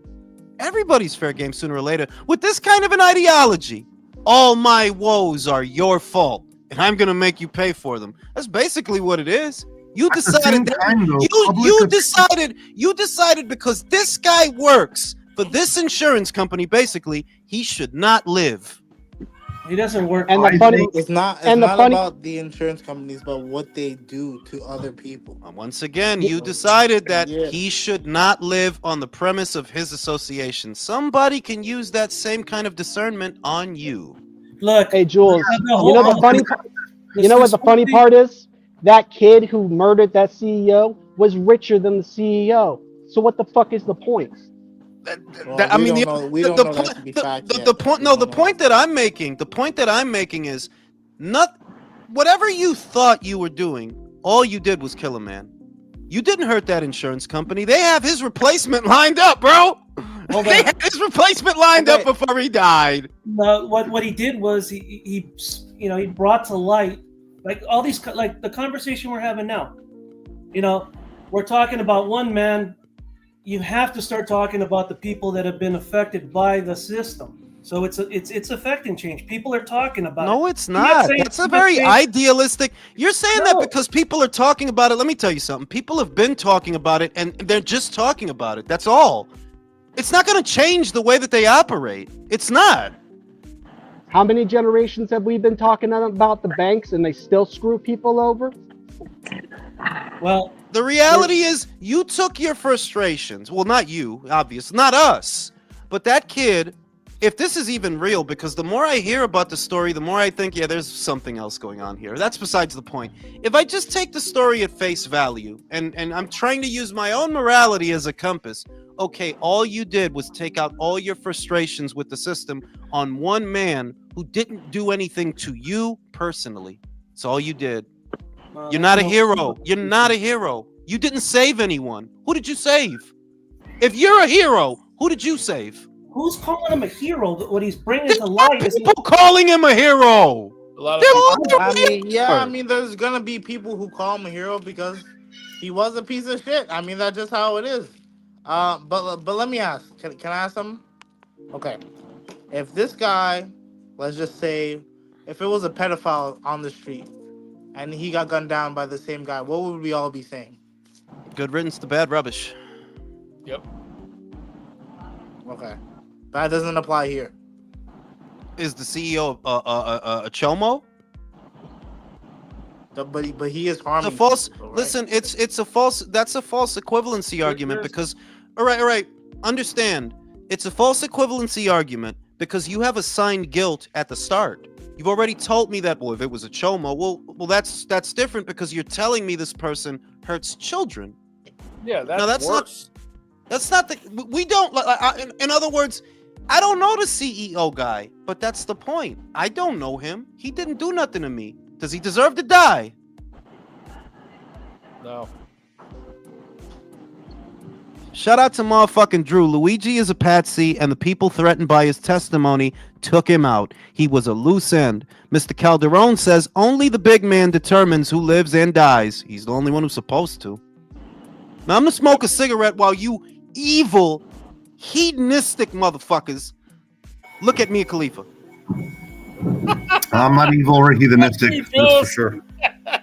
I just got on what I'm Jules, you degenerate. Hey man, what goes around comes around. Just that simple to me. Hey, listen, I don't know about you guys, but like I'm not shedding over tears over this one. That's for sure. Me neither. It is Hey, what so it what- is. Like what's the I'm big? not a Yeah, but I'm not superstitious- praising a killer either. I'm not a superstitious. I'm not. like, Hey, I'm not person. saying I'm gonna kill the fucking guy, but I'm definitely not crying Yeah, over I this. don't have the heart to kill anybody, but like fuck, like I'm not surprised that like if given your career and your occupation, what you do, don't be surprised when something like this happens to you. It's just like Exactly. it's that simple. Exactly. Hey, It's just I that So- really what do we- haven't kept up with the story because I don't have the energy to it. But fucking go on Google, goddammit. Hey, fuck you. Fuck. Hey, what's what's like the main summary? Yeah, it's fucking everywhere, man. Read one article. I know, bro. I know it's everywhere, but I'm like, man, I just with the whole war in Ukraine. The main summary is one of the richest kids in Massachusetts got a bug up his ass because he had back. Because he doesn't care about the money though. Like, what does the money have to do with it? Hey, Mike, can I talk? Okay, go ahead, Will. So motherfucking one of the richest kids in Massachusetts got a bug up his ass because he had a back problem and decided that he was going to gun down a CEO. Wrote down 162 words as to why he was going to do this and why he deserved to die. Okay, I mean, just the because whole you hate. thing was so, the whole thing was so convenient, though. Like he got caught in a place at McDonald's, and he had the gun, the silencer, and the manifesto with him, and a fake ID. I'm like, well, like a couple, and this is like a couple days after, right? Like, yeah, Yo, but then, it's like, the story from the beginning sounded stupid Hold on, real quick. because they had a picture of him waiting for this guy to show up. He bought a fucking protein bar and a coffee from Starbucks. I mean, come on. What the fuck? Evidently, some of you have never hung out with rich people. They're that fucking dumb. Trust me. If you ever met a rich person who actually looked at the finer details of something, then that would be a first for me, or at least a self-made one that came from nothing. Because anybody who was born with a silver spoon shoved up their ass, they're not that meticulous. They don't think that much. Well, you described like really broad strokes there. Let's describe the CEO. He's a guy who plays God, based on the bottom line. Again, I'm not advocating his execution, but let's be fair. This is a guy who, and there's plenty of them, guys like him that play God, saying we're not going to cover this, we're not going to cover that, and he makes millions off of it. He makes millions off of it. Yes. Yeah. Okay, let's be fair. That man still had a wife and 2 sons who will not even get to see him on Christmas. And so did the victims of his decisions. Yeah. So that doesn't make it right. It doesn't justify murder. I'm not justifying it. Yeah. Then why do you keep arguing it if you're not justifying it? No, you want to keep bringing that up because you don't want to justify it. Then why do you keep bringing it up? Because it sheds light on the problem with the system. The system should not be a for-profit system. Let me finish. And when you make decisions like that, there will be repercussions. Again, I'm not justifying him being executed in the middle of the street. But when you make decisions like that, there are consequences. So a guy works his whole life to the top and he gets gunned down because no. In this country, I don't give a fuck what you're trying to hear. It's the truth. He was working at his job, made it to the top, and then he got gunned down because his title is CEO. Okay, I'm not saying that he's a fucking saint. I'm saying is it because of what he does? Is not. And what did it change, huh? You think any other CEO? I'm asking you to look at it as a murder, not feel sorry for the man who was killed, but look at it as nothing more than a cold-blooded slaying, which is exactly what that was. Then why do you keep trying to justify it? No, I'm not justifying it. You're not justifying it, but you say that that's repercussions for the consequences of his actions, right? And what the fuck is that? If that's not justifying it, what is that? What about the countless people that have died under his so now we're on whataboutism. Can I read this? Listen, are you? Wait. Drew says I'm justifying it. Now what? Fucking Drew, man. I love Drew.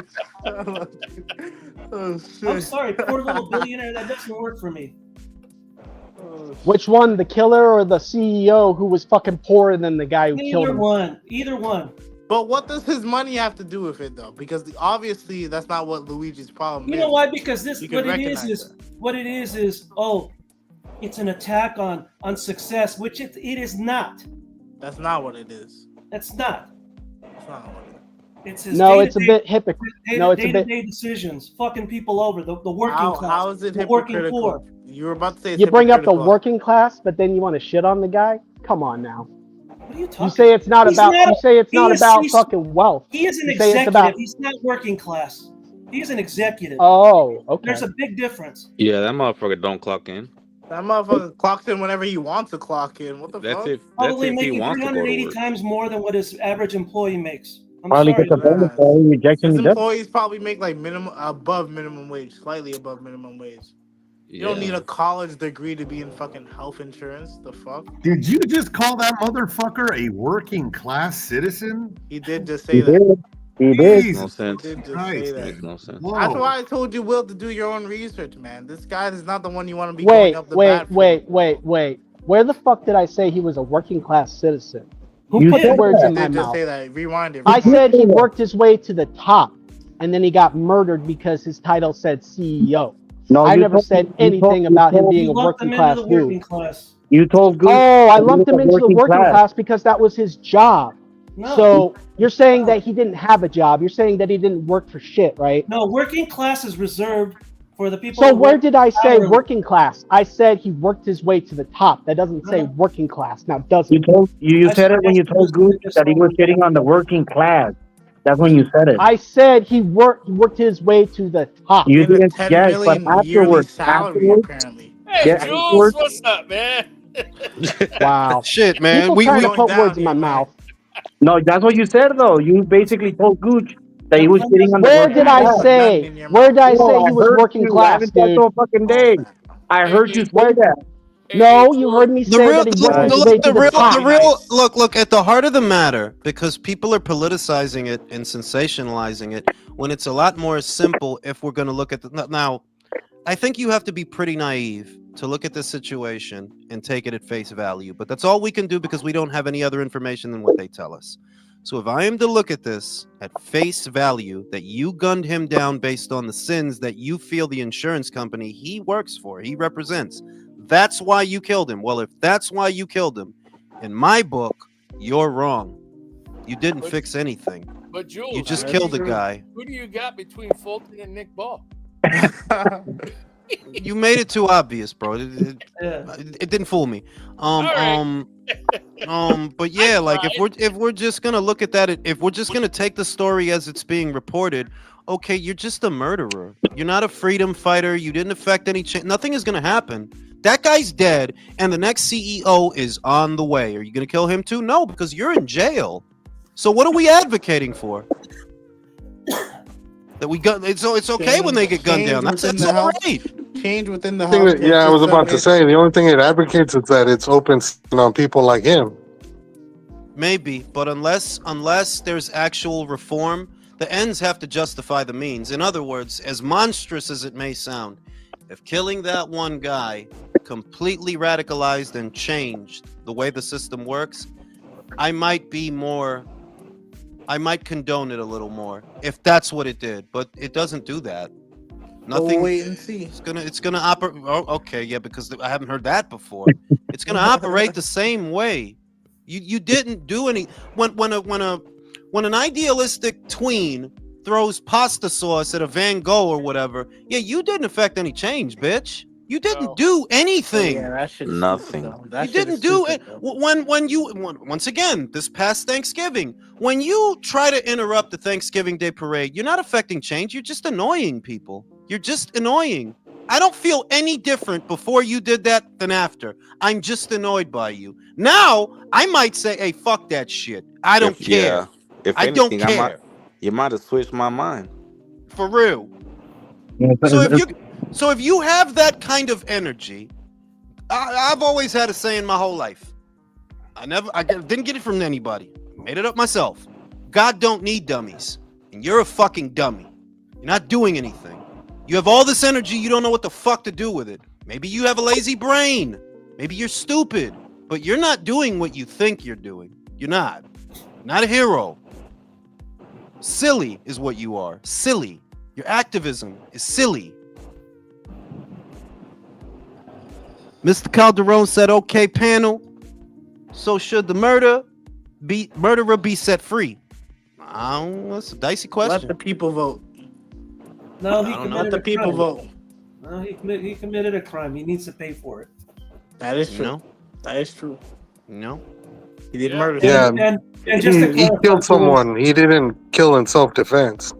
And just to clarify, activism is good. It just depends on how you do it. Well, this brand of activism that I see in this day and age, people, you talk about the boycotting the bus system way back in the day. Yeah, that's real activism because you're hitting them in the pocket. You're actually doing something. If you don't want to service one of us, you don't service any of us. And that's going to cost you money. Until you act right, you won't get our money. That works. Yeah. I'm just clarifying. This is not that. It's not. Real quick, Tio's gonna find a way to fuck up that boot. Oh, That shit is not happening, bro. He's gonna say that's not enough money. the subject of the night, bro. That is the subject of the night. I wanted to ask you guys, and I'm going to start with Undefeated because he's undefeated. Do you believe that Tio really wants to fight Boots Ennis? Honestly, that fight came out of nowhere. Like this motherfucker calling out Tank, calling out Crawford, calling them monkeys and all this shit. Not Boots, really?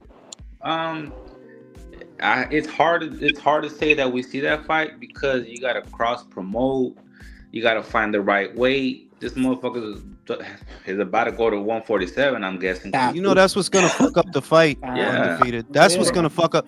He'll start shit with the weight, and that'll be what fucks it up. Yo, I think he's schizophrenic, bro. I don't know what's wrong with that dude. Yo, Tio's like the first. He's the first crackhead that doesn't do crack. You know what I mean? Crack baby is cracking his brain already. Yeah, man. Everything he says is cringe. I hate that kid. I think what it'll Yo, be- Jules, really quick, talking about Tio. Did you see that fucking goofball Ray Jackson was going back and forth with him on Twitter, and Teo said some weird shit about Yeah, I BBC. He said yo, the shit, BBC is overrated. look. Oh my Let me just God. say this. Bro. It's jealousy. I was gonna say that, like, bro, and I ain't trying. Look, man, God made motherfuckers the way He made them. All I can say is that is not some shit that I would say. That's all I like. Yo, You how saying you that? know? You saying that shit for a reason. You got some kind of like envy thing, weird thing going on. Like I don't. A lot of the shit you say, if I can't understand what the fuck it is, right? I don't think like that. You think like that because you got some kind of shit complex or something going on. Like something going like you not happy, bro. You know you not a happy person saying shit like that. That's all I can say. You know. Fuck you always thinking about a black guy's dick for? He's always who does this? Like, yeah, he's let me always just think thinking about black. No, he's always thinking about cocks. black this, black that. Remember on the what was Jules, it? the only other person that talked about that shit was Fury. Jerry Jones. No, but it's not even on like. Did you hear the Jerry Jones story? Nah, I ain't hit Jerry Jones. He's always talking about like, black people. Bro, look. The shit is. I don't know, man. Like, everybody got a different life. So if you walked around, I figure, look, and this is some real shit. You scared of black people, bro. You are. That's the only reason you keep jealous of them, bro. Or scared, because it don't make sense. Like, bro, why do you keep saying this little bullshit? Like, you sound like a weirdo to me, and it gotta be because either you're jealous or you're scared. Either you're jealous or it's something. Like, you got some weird shit going on, bro. Teal's going to the girls. He's like, yo, have you ever been with a black guy? Like, how was it? That's what he's doing. That's what he's doing. Yo, look, bro. That shit is some like, bro, and they lied to him, bro. And the shit, like, I guess that he's that guy that he let the bitch dictate how he feel, right? I guess, you know, and I don't know, you know, his daddy should have taught him better. I don't know, but you're a weirdo. That's what I do know. Like, yeah, y'all some weirdos. You. So what you like? You walk around mad that your dick is not bigger? Is that what's going on? That because that's what it looks like. It looks to me like you walk around mad, like, yeah, yo. Apparently, his wife left him for a black guy. That's what people are saying. I don't know. I don't trust those YouTube channels, but you know. I mean, maybe she did. She posted a black guy apparently on her IG. Maybe, yo, look, and he probably fucked the shit out of her. You supposed to keep pushing to the next skunka, T.O. You didn't. Daddy didn't teach you that. Bitches ain't shit, but hoes tricks. Yo, Jules, but the funny part was when he posted that shit. He posted a picture of himself and his fucking ex together. Like, who the fuck does that shit? Bro, yo, listen, he's jealous, bro. There's something wrong. The shit is with him. You could see that he grew up listening to a lot of stereotypes that came from his father. You could see that, like, yeah, because you do a lot of corny shit, a lot of TV shit. You say a lot of corny TV shit. You sound like you don't really experience things. You know what I mean? Like, bro, like, look. I know nobody told you this, but here's a fact of life. There's always somebody with a bigger dick than you, bro. There's always somebody that's stronger than you are. There's always somebody that's faster than you are. There's always somebody that's better at what you do than you. Was supposed to cool you out. I did my best, and that's enough for me. Fuck them. That's enough for me. I did my best. You worried about that? Oh, he over there fucking her, his dick all long. It's like, yo, you can't walk around thinking about shit. I'm not eating a gyro. I'm not eating a fucking gyro. This motherfucker got a big old cock. What the fuck wrong with you, bro? What the fuck wrong with you, bro? That shit crazy. You go to the pizzeria, motherfucker in here with big old swole ass dick.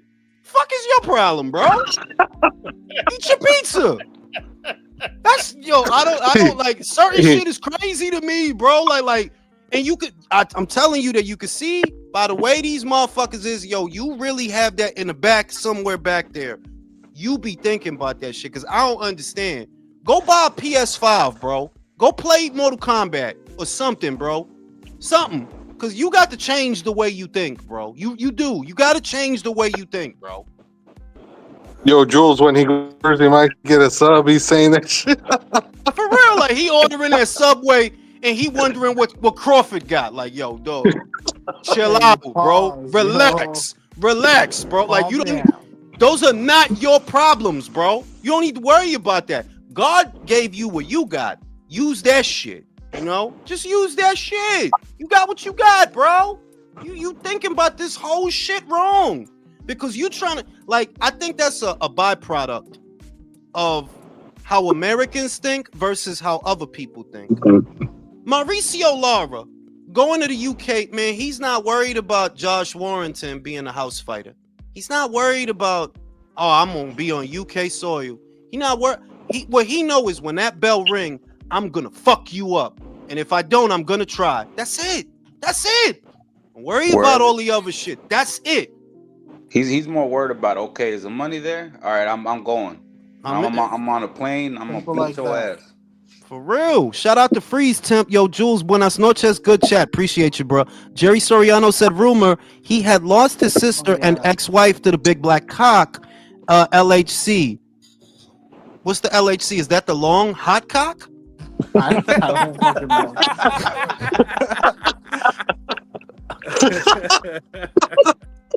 I don't know what LHC is, bro. I'm old. I don't know what all these acronyms mean, bro. I gotta get my coffee. I'll be back. Oh shit! So we're done with the CEO. Yes. We're done. I'll we're fucking done. pretty Much. full before I can get in. Fucking jack off. Nah, cook, bro, cook. No, I'm justifying it. When you conduct business in a certain way, you should understand what's the possibility of coming after you. That's like when I used to do dirt in the streets and I was a scumbag doing scumbag shit, I very well accepted that I can get taken out by a fellow scumbag. That's the cost of doing business. The cost benefit analysis. Do the cost outweigh the fucking risk? Cost to pay be the boss. Yeah, you could still get popped by a scumbag going to your 9-to-5 job, bro. That's a bad. No. If I'm doing scumbag shit, that definitely will happen. But if I'm stepping out every day with empathy, the odds of getting taken out by a scumbag ain't gonna happen. That's just the law. That's the physics and the universal law of vibrations and energy. Yeah, but in the actual law, it says when you murder somebody, then you get put in prison. If you get caught, of course. If you get caught, we're not. Are we not gonna act like we're not debating that. Where I'm saying, but you're sitting here justifying. I'm yourself. justifying the motherfucking shit because that man sat behind a desk with a ballpoint Mont Blanc, looked at a fucking spreadsheet, and said, "Oh, my bonus is tied to denying claims, not paying them out." Okay, what happens if I deny claims? People die. Oh, fucking well, I need to get paid. He's cooking. Okay. Did it do anything to change the system that you claim to hate It so much? doesn't matter if it does. I don't care about the system being changed. Yeah, I'm talking about what's justified. It's not justified to take another man's life just because you don't agree with his job. It's like we say on this channel all the time: survival of the fittest. He got taken out. Why is he lacking? Why doesn't name another Fortune 500 CEO that's making 8 figures a year that doesn't travel with security detail? Come on. It was a setup. What a setup. And let's be honest, we're intelligent here. We are intelligent. I give everybody that credit. The man was about to testify against insider trading from Capitol Hill, politicians, and other C-suite executives. Obviously, he was. If you really gave a damn about that, you'd want him to be alive instead of 6 feet. I don't get you know why? Because I know in this can't world, bring him back to life. And I know I know in this world and in capitalism, at the end of the day, crime pays. Crime will always pay. It doesn't matter what system, what empire. You have to be a snake to get to the fucking top, and that's just the fucking truth. Any society that uses money is going to have those snakes. It doesn't matter if it's capitalism or communism. And that's every society, every empire, every ism, socialism, nationalism. But it still doesn't make it right, does it? When you gun a fucking innocent man down in the fucking street. I know that still doesn't make it right. Will. You don't think he knew he knew what he was doing when he was making those decisions? What other guy who goes to his job in America is going to think he's going to get gunned down by some crazy guy in the street? What other guy doesn't? What other guy doesn't think? Wait, no, I want to get that question right. What other guy doesn't think he's gonna get gunned down? Is that what you said? No. What guy does think in this country going to his 9 to 5 that he's gonna get gunned down going to and from work. Oh, That's what I'm saying. I know a few. A If you plumber, work in that line of work, you should be ready for that CEO. shit. Why do you think Fortune 500 CEOs have private security detail? They Fortune know. 300 people have fucking that Not shit. only that, but when you work around homeless people like I do, you worry about that shit. Yeah, you Especially worry that about. I know movement. the plumbers and the electricians and the handymans and the fucking hoods who have to worry about that shit. Yeah. I know the Yeah, mailmans I and do I think know the like that. mailmans in certain bad areas. Yeah, I do think about that all the time. I know men that repossess vehicles got to worry about that shit. Oh Yeah, yeah, especially that yeah. shit. Yeah, that shit's crazy. You Okay, know, I what's know, your I know, point? I know the People guys. go fucking nuts when you take their car. Oh man, shit. Yo, you see that video of the guy who stole the tow truck and then just fucking crashed like 3 No, I fucking just saw cars? another one where the fucking dude bought a car or something went wrong with it. They didn't want to take it back. Like within 24 hours, he drove Yo, it back he through the drove fucking it thing. through the car dealership, yo.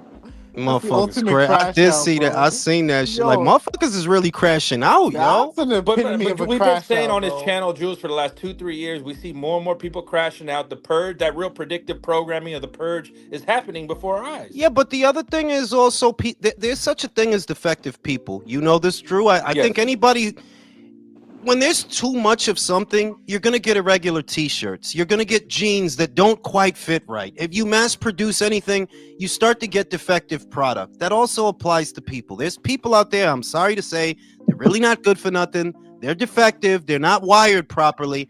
This is nothing that a gyro and a blowjob can't fix. Like, all of y'all need to chill. Like, relax. And that's where I like. Well, Will brought it up earlier. That's where I'm okay with Canada doing assisted suicide. Some motherfuckers don't need to be here. Some motherfuckers take up too many resources that can go to someone else. The thing, then- like, while I understand that those things are tragic, way and that- I don't get into them. I don't get into them. Euthanasia, you know, hey man, you know, hey, fuck it. I don't know. You know, like I don't know. It's a sensitive subject, and I don't want to get flagged. By the way, that assisted suicide is not as easy as Will's putting it to do, by the way. Just letting you know. It's easier in Oregon. I never. Virtuoso said you're right. Tio should get a PS5 and play Mortal Kombat while his baby mom is riding on the Hershey Highway. I mean, the shit is the whole shit. Hey, Oh Mike, my god, shit that's is- hilarious. Yo, my dude, my thing is this. Life is gonna throw shit at you, right? You be a motherfucker in a goddamn Dr. Seuss book if everything in your life go according to plan. The bitch want chocolate dick. Let her go get it, bro. And just get some pussy, bro. You're Teofimo Lopez, bro. Go to Florida. There's Find one of them plenty of bitches nice. out there, man. I mean, Find one of them You know nice what it Cuban is. bitches. Get a goddamn blowjob and just chill.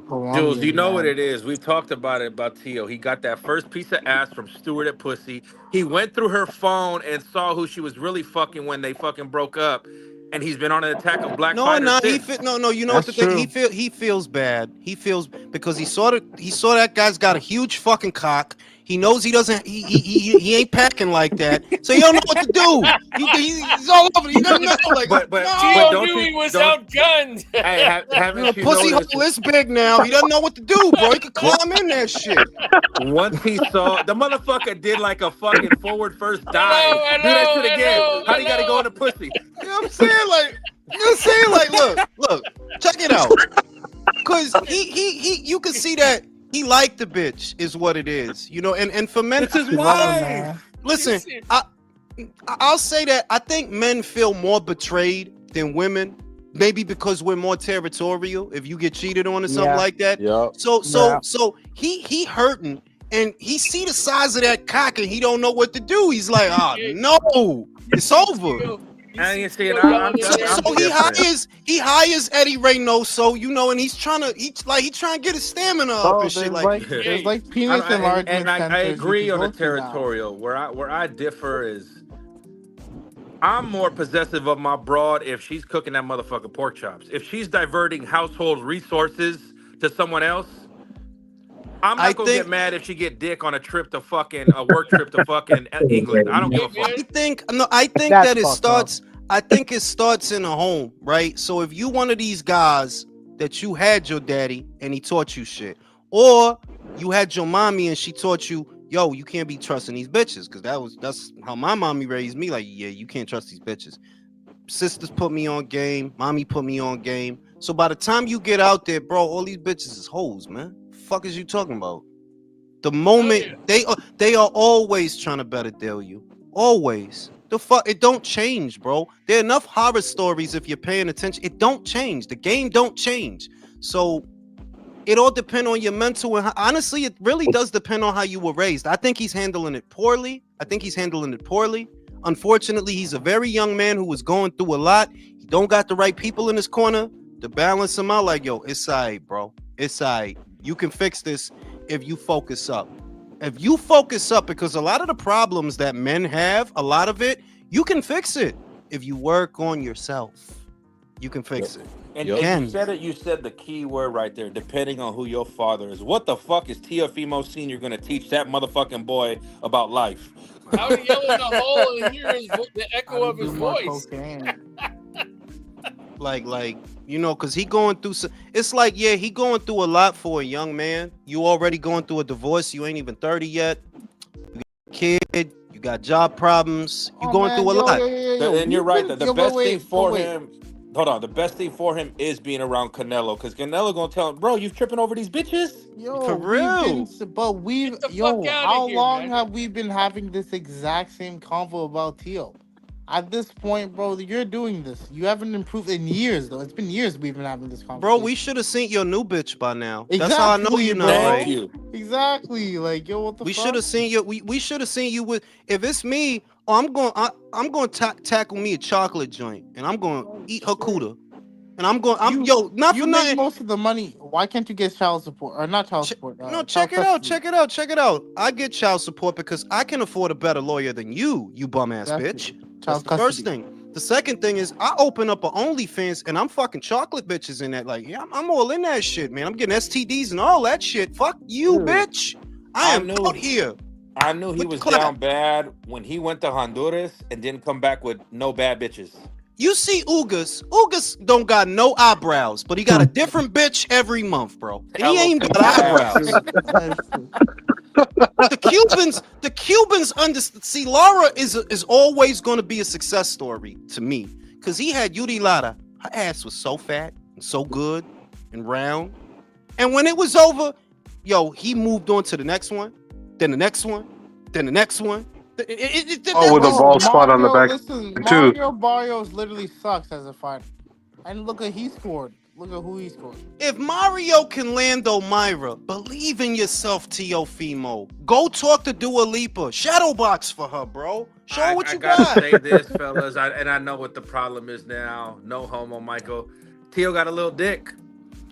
Honestly, yo, I ain't trying to hate. Like, I ain't trying to hate on that kid, but it's like, Jules, you know the MO, you know the jealous. Yeah, that's a sign for jealousy, bro. Yeah, like, cause if you good, like, bro, I be fucking these bitches, right? You're not focused on some other dudes. He might have like one of them. He might have one of them like Indian joints. Them Indian joints, like. Hey, he got that Vienna sausage. You're saying. You gotta serve the shit with bread, because it's not a meal if you know what I'm saying? Like, no. The way they're obsessed about it, who's Corey's bigger, him or Tyson Fury's? I mean, I ain't gonna doing that. Need that mental image. But like I said, a lot of the shit he doing, right, is not happy people shit. It's just like, nah, if you rocking and rolling and you good, if you trust yourself, you know, it's gonna be all right. That's one bit. It's gonna be all right. I'm getting another bitch. Now, you done had problems with this bitch for like since the fucking Obama administration. You've been having problems with this bitch, right?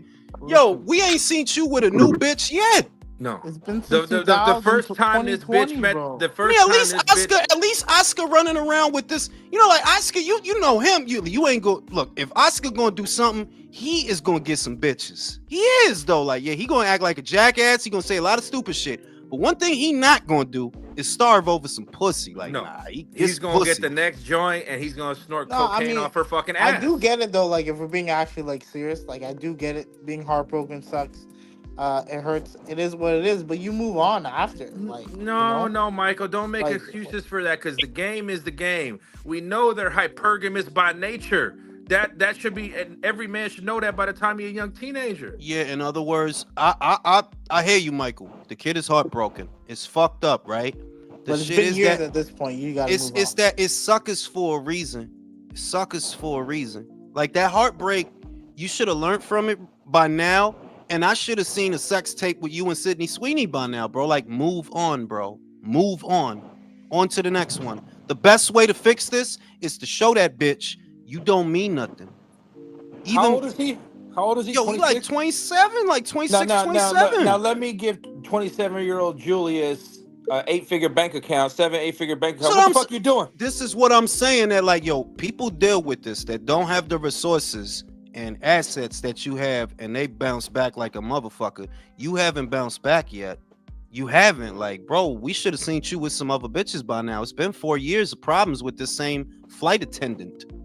Yeah, it's just, I believe that, when you guys always talk about it, when you're like how to pick up on a girl and all that, I honestly believe Teofimo never dated a lot of girls or got a lot of girls, and literally You got married fell to her so young. deep in love with this woman that it's one of those, how do you say, like those binge depression stuff where you can't get out of it because you never had any other girl. I believe it's Teo's a simp, plain and simple. That's what it is. It's that he doesn't. I mean, because I don't want to hate on that kid, but at the same time, I look at it as kind of a handicap. If you living and dying off of these bitches, it's because you look at yourself in their eyes. You're not supposed to do that. I know that it sounds like it's not a tongue twister. It's the truth. Love yourself, bro. Take care of yourself. Yeah, if you don't believe, if you don't believe in yourself, bro, yo, the other shit is, you know, one thing. You know what's unattractive to a lot of bitches? Quiet as kept. A lack of confidence. A lack of confidence. But if you think you the shit, dick swinging, peeing on shit, I don't know. It's like an aphrodisiac to them when you believe in yourself. Because when you like that, they try to hunt. They look at it as a challenge. Confidence. So sorry, a lot of people have lack of confidence because they have high anxiety. When you have high anxiety, you're not going to have you're going to have total lack of confidence, and that's something that you can't really teach anyone. When you have high anxiety, you're susceptible to depression and that kind of behavior. And he is a crack baby at the end of the day. Like, come on now. No. I'm not. Where I'm gonna push back on that. Who is another fucking dope fiend baby? Is Ryan Garcia. And look how Ryan Garcia move with bitches. That is true. He is moving on these bitches. Like he's like fucking Russia, bro. He's invading Ukraine and all that shit. I don't think he's a crack baby. I think he just does crack. No, they're tweaker babe.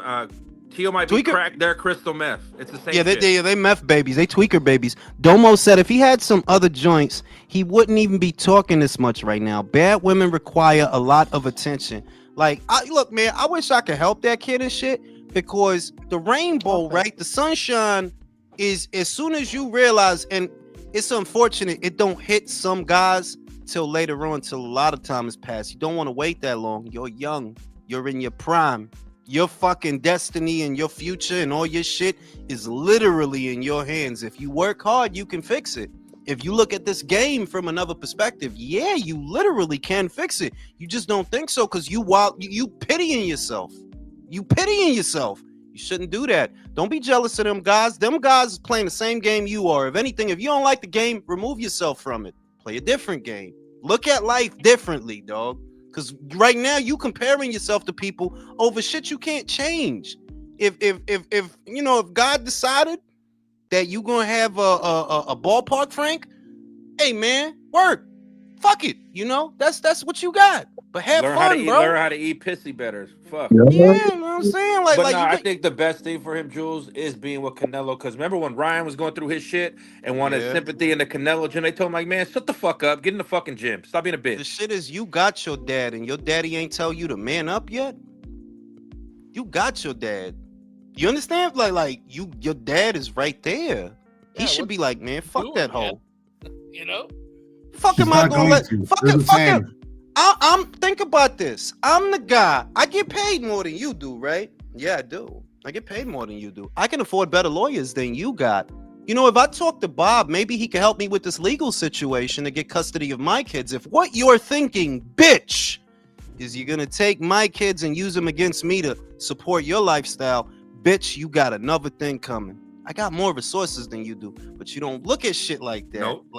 Like you don't, like you feeling sorry for yourself that the bitch,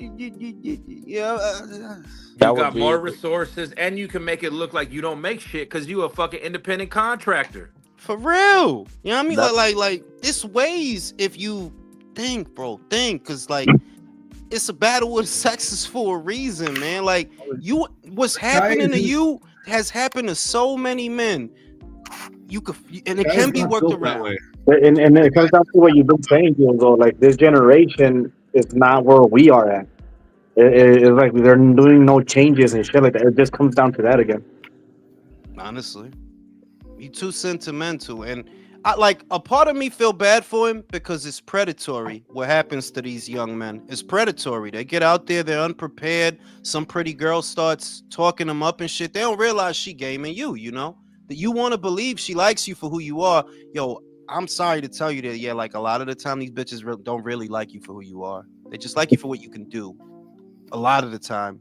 Yeah. Probably most of the time. When do you find somebody who's able to like, or how do you find Michael, this. Michael, you know this more than any. But Michael, you've said this yourself, and this is reality. A good one to yeah. True love is rare. It always was. That's not new. Like, oh yeah, all of a sudden, true love started being. It was always rare, bro. Always. Yep. It's never easy to find. What, a soulmate? Does that sound easy to find?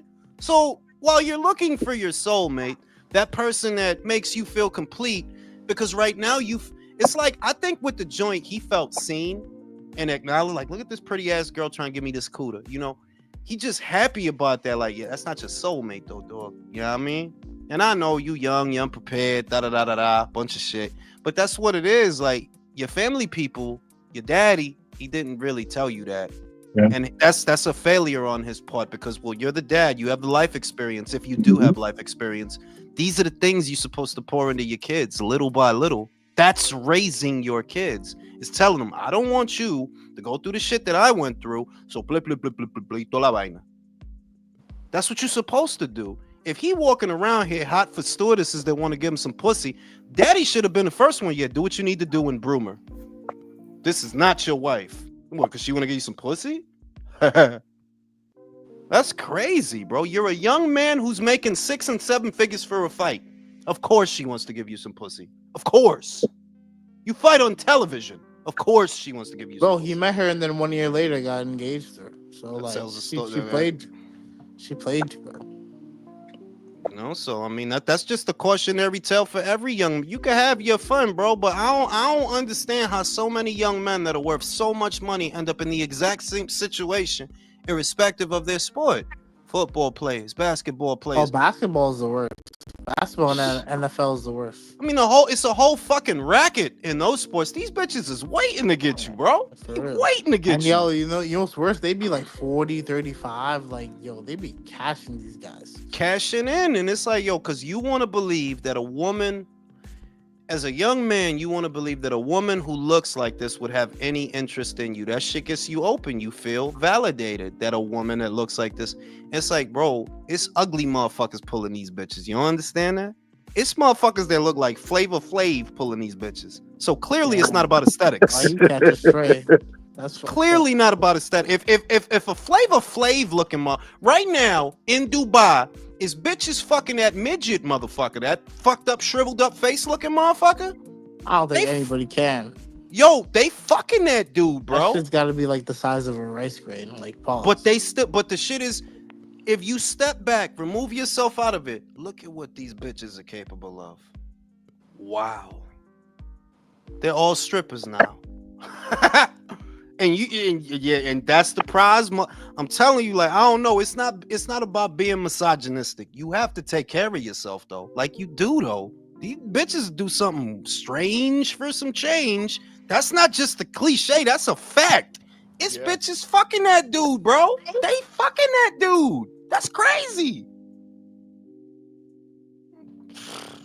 You worried about some goddamn stewardess because you know how many bitches probably wanted to give you pussy? Look, you go to the club in Miami. You are Teofimo Lopez, man. You could get some bitches, man. Just relax though. Be cool. Don't get all philosophical. Don't start talking about Lao Tzu or Kanzu or Nikita Zoo or Costa Zoo. Relax. I'm Teofimo. I know you want to give me a blowjob.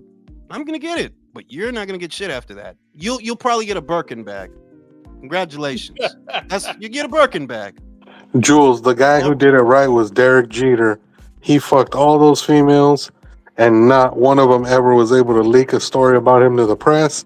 Derek and what was did he do at the end? He gave him a gift basket with signed autographed baseballs. He's the motherfucking skipper, bro. The captain, bro. Yep. Derek, what the bro. fuck? Fury Usyk's already next week. That was quick. It's next week. I'm fucking excited, bro, but I am a little disappointed we ain't getting that Bohachuk Madrimov.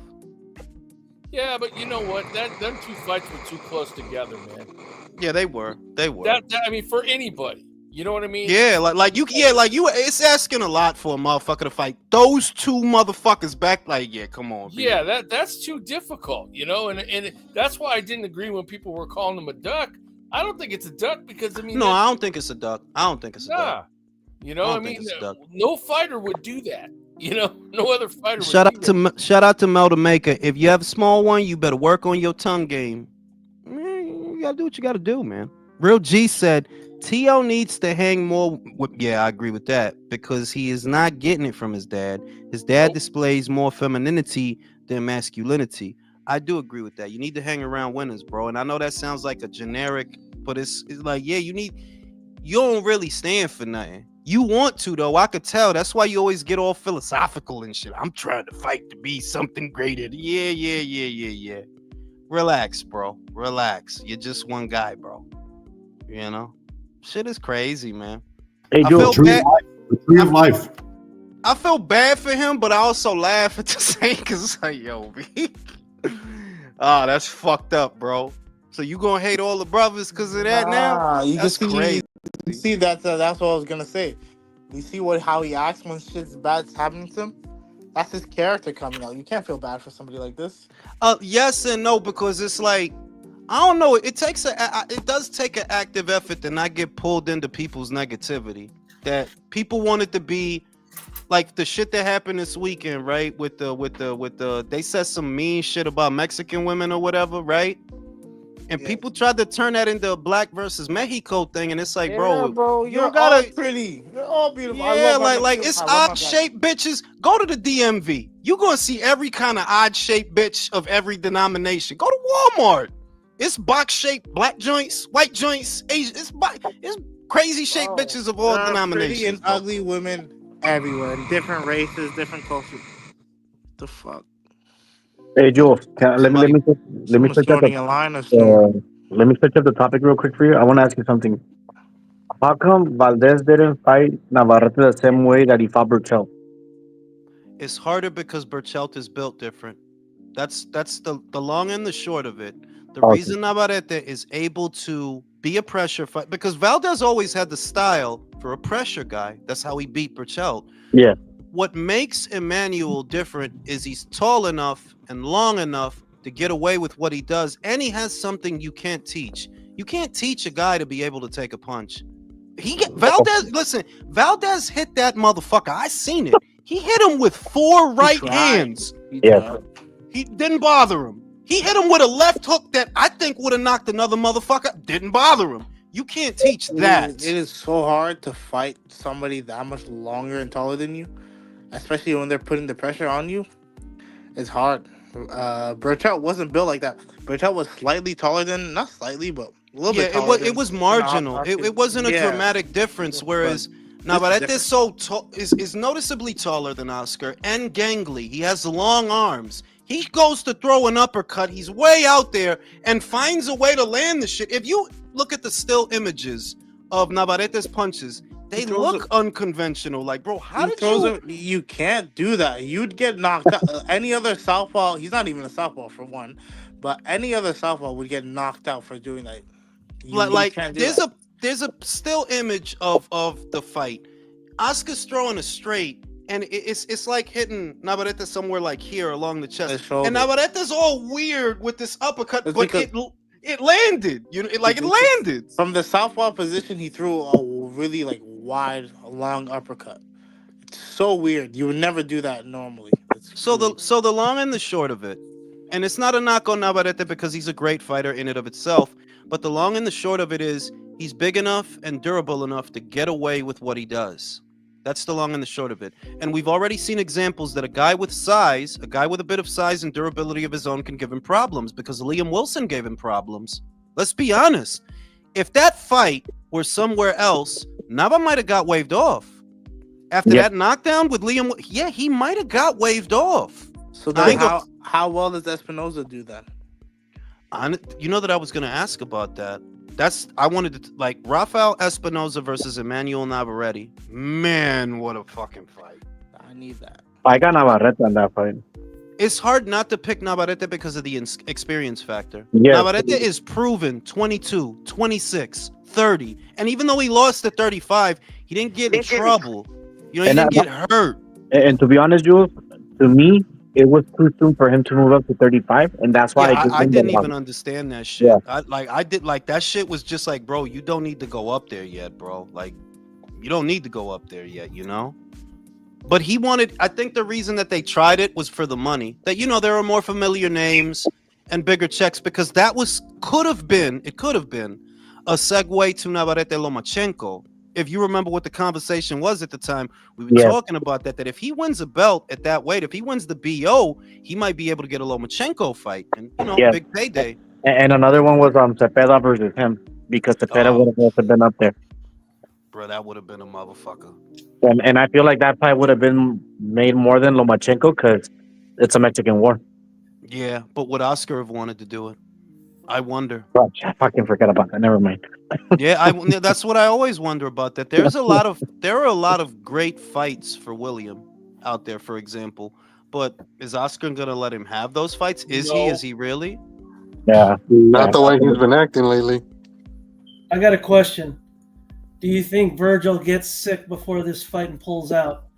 Honestly, Gooch, I don't want it to seem like I don't like Virgil, right? I don't want it to seem like, oh, you're always taking shots at him every other video. But I'm just being realistic that fight is too good to be true. Yeah, I think I think something's gonna happen.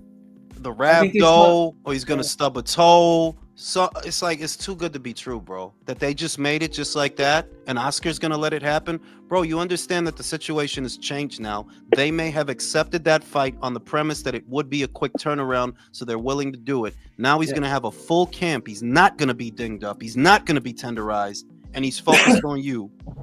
Yep, I think that's what's gonna happen.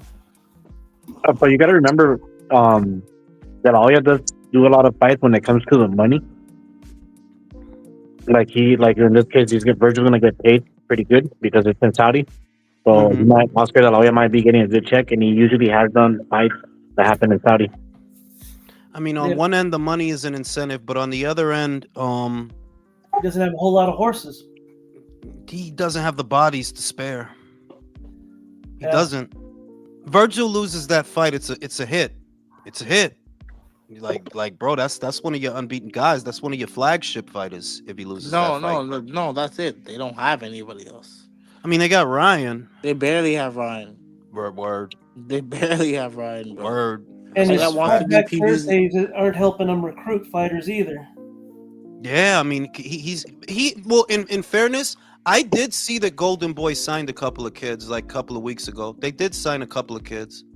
So it's there's one Jules named Joel Iriarte.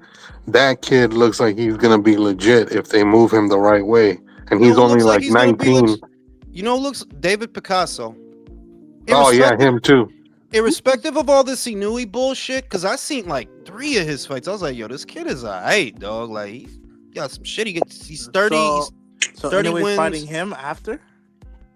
Zanfer and Top Rank want to make that fight. I didn't see Inui even acknowledge that kid, but I know that Zanfer, Fernando Beltran, they're pitching the idea that if Inui fights in America next year, they want it to be against David Picasso. I want the MJ fight. I'm tired of hearing about it. I want the MJ fight. That's what I want. Yeah, Top Rank should stop putting, Inoue up with these fucking Make-A-Wish fighters. I'm sorry, but we gotta step it up a little bit with MJ. Yeah, and I've been patient with Inoue, that TJ Doheny. Come on, we didn't need that shit. But I was patient. Like, I'm not gonna lambast him. He's a 2-time undisputed champion. He deserves a break. You're taking care of Sam Goodman, who's your mandatory. I can't knock you. That's your mandatory. You got to take care of him. But and now after that, it's time for MJ. It's time for MJ. I need Come that. on now. He's not no bogey man. He's been beat. He can be beat. Like, we don't need to treat an MJ fight like this, bro. It's just fucking MJ. Like, come on. Hey, relax. We're not saying he's ducking. I still say that's Bob Arum fucking with Eddie Hearn.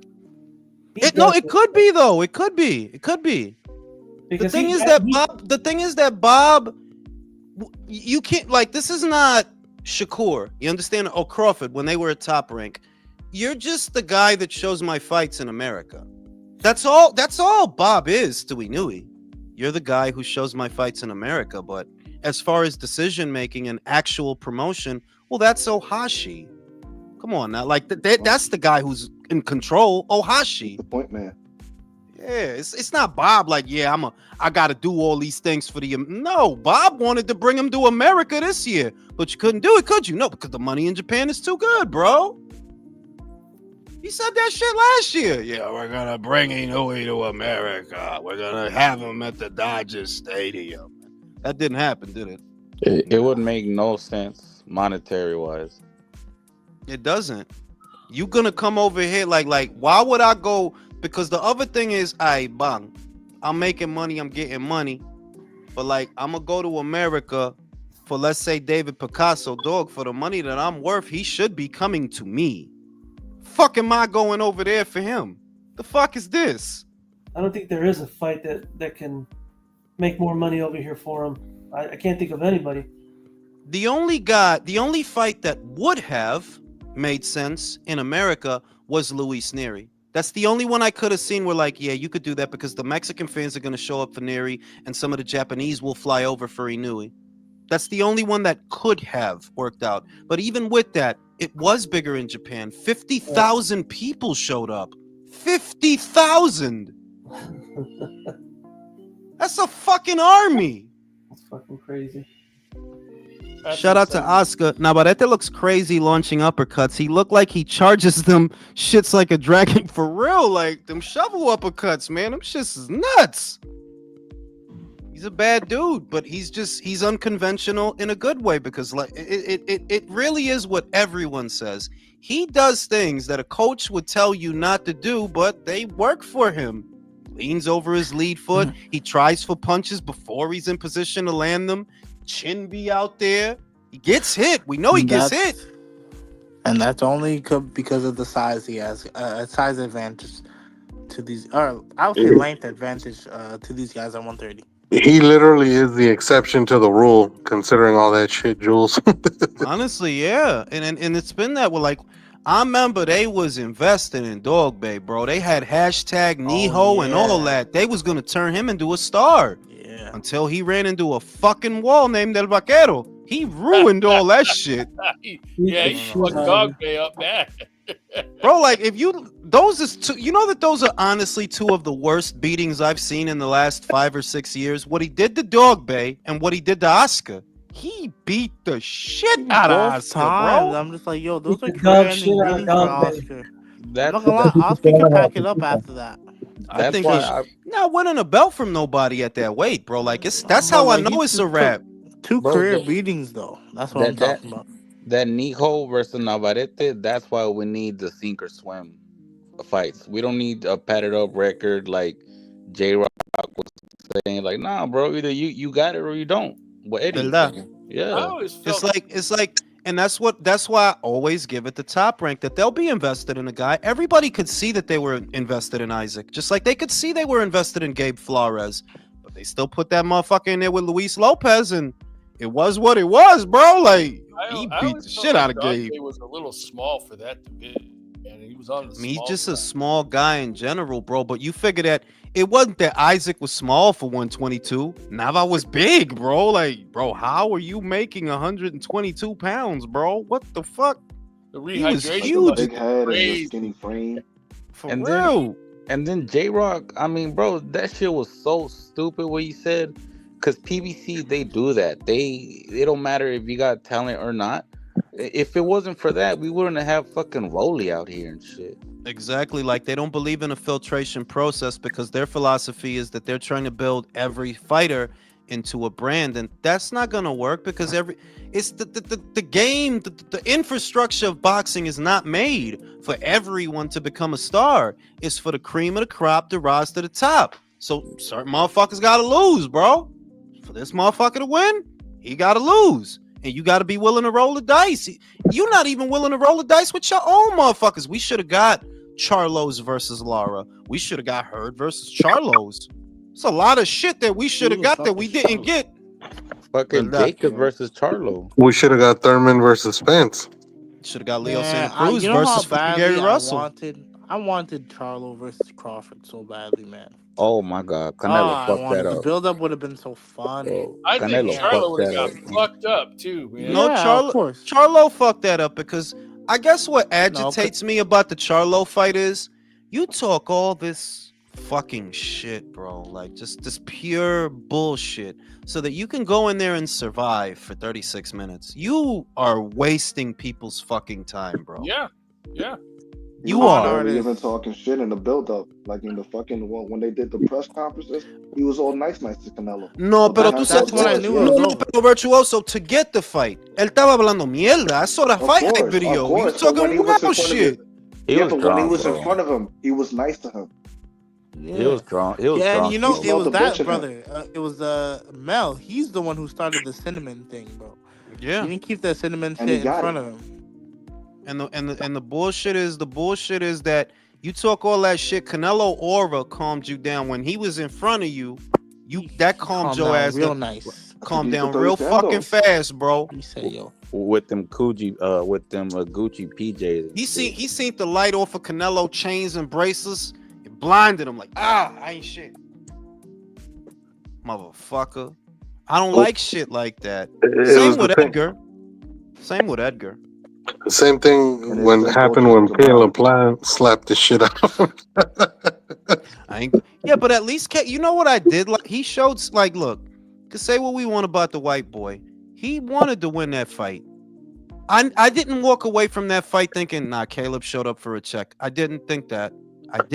Same with Munguia. Munguia tried to win. He did tried to win. I agree. Yeah. Charlo didn't. You didn't. John Ryder tried to win. He tried to Ryder win. was like, Edgar was not trying to win, bro. no, no. Charlo was not like, bro. Y'all was not trying to Nope. win that fight. Y'all was just trying to survive. That's all. Wasting everybody's time, bro. I want to see him get knocked out. John Ryder did a better performance than Edgar and Charlo. Like way better. Agreed. Those kind of fights are a waste of time. Like you treating and that's the philosophy over there. That's really the philosophy from that outfit and those fighters is to treat boxing like a bank heist. You trying to make off like a bandit. You're not trying to be no legend. That's the perversion. That's the perversion that you brought to boxing. You brought the cowardice to boxing because, like I said it a million times. In previous eras of boxing, you'd have guys. They know that the odds are against them. They know that like there's a chance I don't win this thing, but for this money, I'm gonna fight my ass off. I'm gonna try. One of the most glaring examples, Buster Douglas. Nobody thought he was gonna do shit. That's what happens. That's what happens when preparation meets opportunity. That was the biggest shock and surprise for so many people, man. You know what I'm saying? That's what happens when preparation. Like I know he is who he is, but I'm gonna fucking try. These guys, they get to the big stage. They don't even try. I'm just gonna survive, bro. Jules, let us not forget though. He had a little extra motivation because Yeah, apparently his mom had passed away. Yeah, But yeah. still, So, even if you look at all the fighters back then, like the journeymans, they always tried. Look at Bert Cooper, bro. Bert Cooper didn't have to fight people that hard, bro. You didn't like you a gatekeeper, but you like the quintessential. Like, you better be nice, because if you not, fucking Bert gonna fuck you up. Ron Lyle, bro, he's coming to rip your fucking head off. He knows who you are. He doesn't give a fuck. Doesn't give a shit, bro. Fucking that's the problem Salido, right bro. there, Jules. Like, nobody wants to play gatekeeper when obviously they're trying to act like champions. You know. If you tell all these fighters that, yeah, you're gonna be a star, and they go their whole careers thinking that shit, you're absolutely right. There's no realism in it. They're like, bro, look at Thurman, bro. You lost one fight, and that was it for you. Like, that was it. If I can't be, that's weak. That's crazy. You lost one fight, bro. That's it. Bro, it might be Spence too. He lost his fight and he lost his hair. Word. And you know the worst part, you lost to a legend. That's So, like right after the loss. A legend. So even if you did lose, okay, like you actually have a solid. Like, it's not like crazy bad. Like, you could have came back.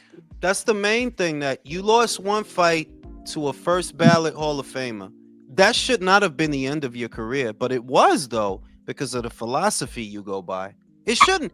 Errol, you lost to your rival. That's who you lost to. You lost to your rival.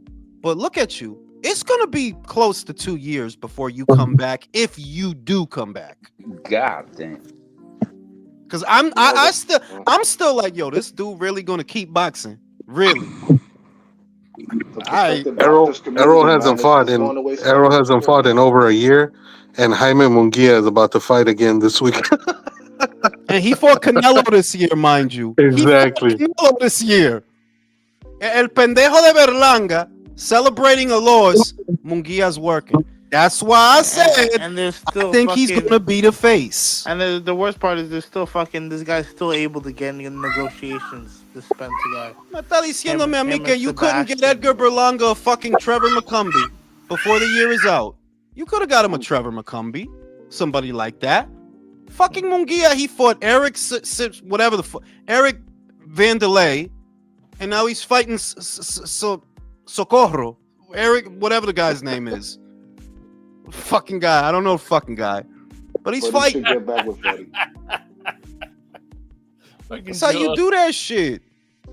Yo, you see Crawford and Sebastian at the WBC convention? Like that. Yeah, I seen that shit. shit. That shit ain't gonna happen, bro. But who is Crawford gonna fight in May though? It's not gonna be Canelo. Canelo said it's not. I think it might be. Please not. Please, I think it might be. I mean, like, for better or worse, whether you're a proponent of that fight or not, they got money, and money talks. Jules, if Canelo tells Crawford, I'm paying you the same thing I paid Edgar Berlanga, does he take the fight? No, because he's not the one paying. If you go into that fight, it's the dynamic of the axis of power is different. Turkey's the one paying these guys. Turkey's gonna pay. In other words, you know this. It's not a pot anymore. You understand? Because when the networks are involved and when the money from the network, it's money from the network. Well, it's basically a pot. Oh, we got 30 mil for the fight, or 40 mil, or whatever for the fight. Well, no, it's not like that. Crawford gonna get what he get. Canelo gonna get what he get, and it's because Turkey's providing it. It's a completely different dichotomy. What I thought was interesting was the photo of Crawford and Bivol sitting together watching a fight like they were analyzing it. I mean, that to me is just like interesting, because who beat Canelo but Bivol, you know? So are him and Crawford kind of, exchanging some information there? Or what? Maybe they are, but there's some things that people, I think, even among boxers, and they're the ones that's living it, but I think that you're romanticizing it a little bit too much, and you're forgetting there is a physical part. Yeah. There is a physical part. You know what I mean? That no, I'm not talking about you. I'm talking about Crawford's looking at Canelo, and you're looking at his deficiencies, what you interpret as tactical deficiencies. But what you're not understanding is this little motherfucker has been through 4 weight classes, and he hasn't been knocked down yet. 4. He's been in there with light heavyweights. He's been in there with guys that rehydrate to close to 200 pounds. I haven't knocked him down yet. This little motherfucker's durable. Now, what I'm thinking is, look, Canelo don't throw that many punches. It is true, but he doesn't waste a lot of punches either. If he gets in with a hook, you're going down. And I'm a fan of Crawford. Y'all know that. If he gets in with a shot, you're going down, Crawford. Crawford's been down before. Not seriously, but he got dropped before. I didn't say he hadn't. I thought you did. It sounded like you did. You said he's never been knocked down. I said Canelo's never been knocked down. Okay. What I'm saying is that I don't think I would be shocked if Crawford can hurt Canelo. I would be shocked because, bro, this dude Poker Face is retarded. The only time I've ever seen Canelo hurt, and y'all seen the same thing, was ages ago. I think it was Cotto's brother. It was either Cotto's brother or Hatton's brother. One of them rattled him and sent him into the ropes. That's the only time I've ever seen Canelo hurt. And that's when he was 19. Yeah, it was Cotto's brother. I think it was Cotto's brother. Yeah, it was Cotto's brother. Other than that, I've never seen him. Triple G in the second I've never fight. seen him. Nah, he didn't have him woozy, bro. In that fight, Canelo was woozy when he was young. You know, he stumbled like momentarily. He stumbled a little bit. He stunned him. It's a little hard to imagine, and I'm a huge Crawford fan. He wants it. That's why, look, you want it. It is what it is. So, but it's just hard to imagine that you're gonna not only hurt him, but that he won't hurt you for 36 minutes. I think what it'll be is, I think it'll turn into a track meet, and I'd hate to see that. Oh, yeah, me too. I think that's because he'll feel the power, and he's going to be like, "Oh shit, I got to stay on the outside, and I got to move," and it'll turn into an ugly fight. I hope not. If Canelo retires right now, do all the fighters fight? Yeah, but they're gonna have to fight anyway. In other words, 168 is loaded, right? It's loaded. Like that division is loaded, and you're already starting to see that though.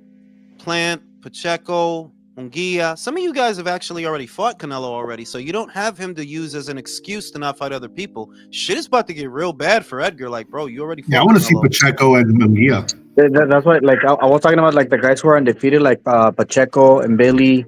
Pacheco tiene, ellos saben. Yeah, you could be WBO whatever. You're not getting a Canelo fight, Pacheco. You're not on his radar. You need to target Munguia and Berlanga. That's who you need to go after. And I think he understands that too.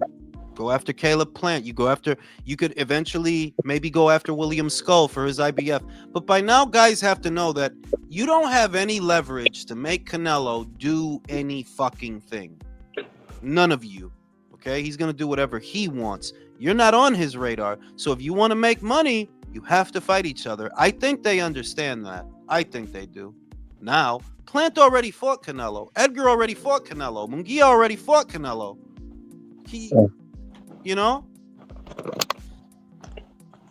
And on that note, I'm going to fucking go to sleep. And I will be going live again on Thursday. And I'll be going live twice on Saturday. Because there's a bunch of fucking boxing on Saturday. Like, it's too much boxing on Saturday. Nice. See y'all on the next one. Good night. Fellas, have a good night.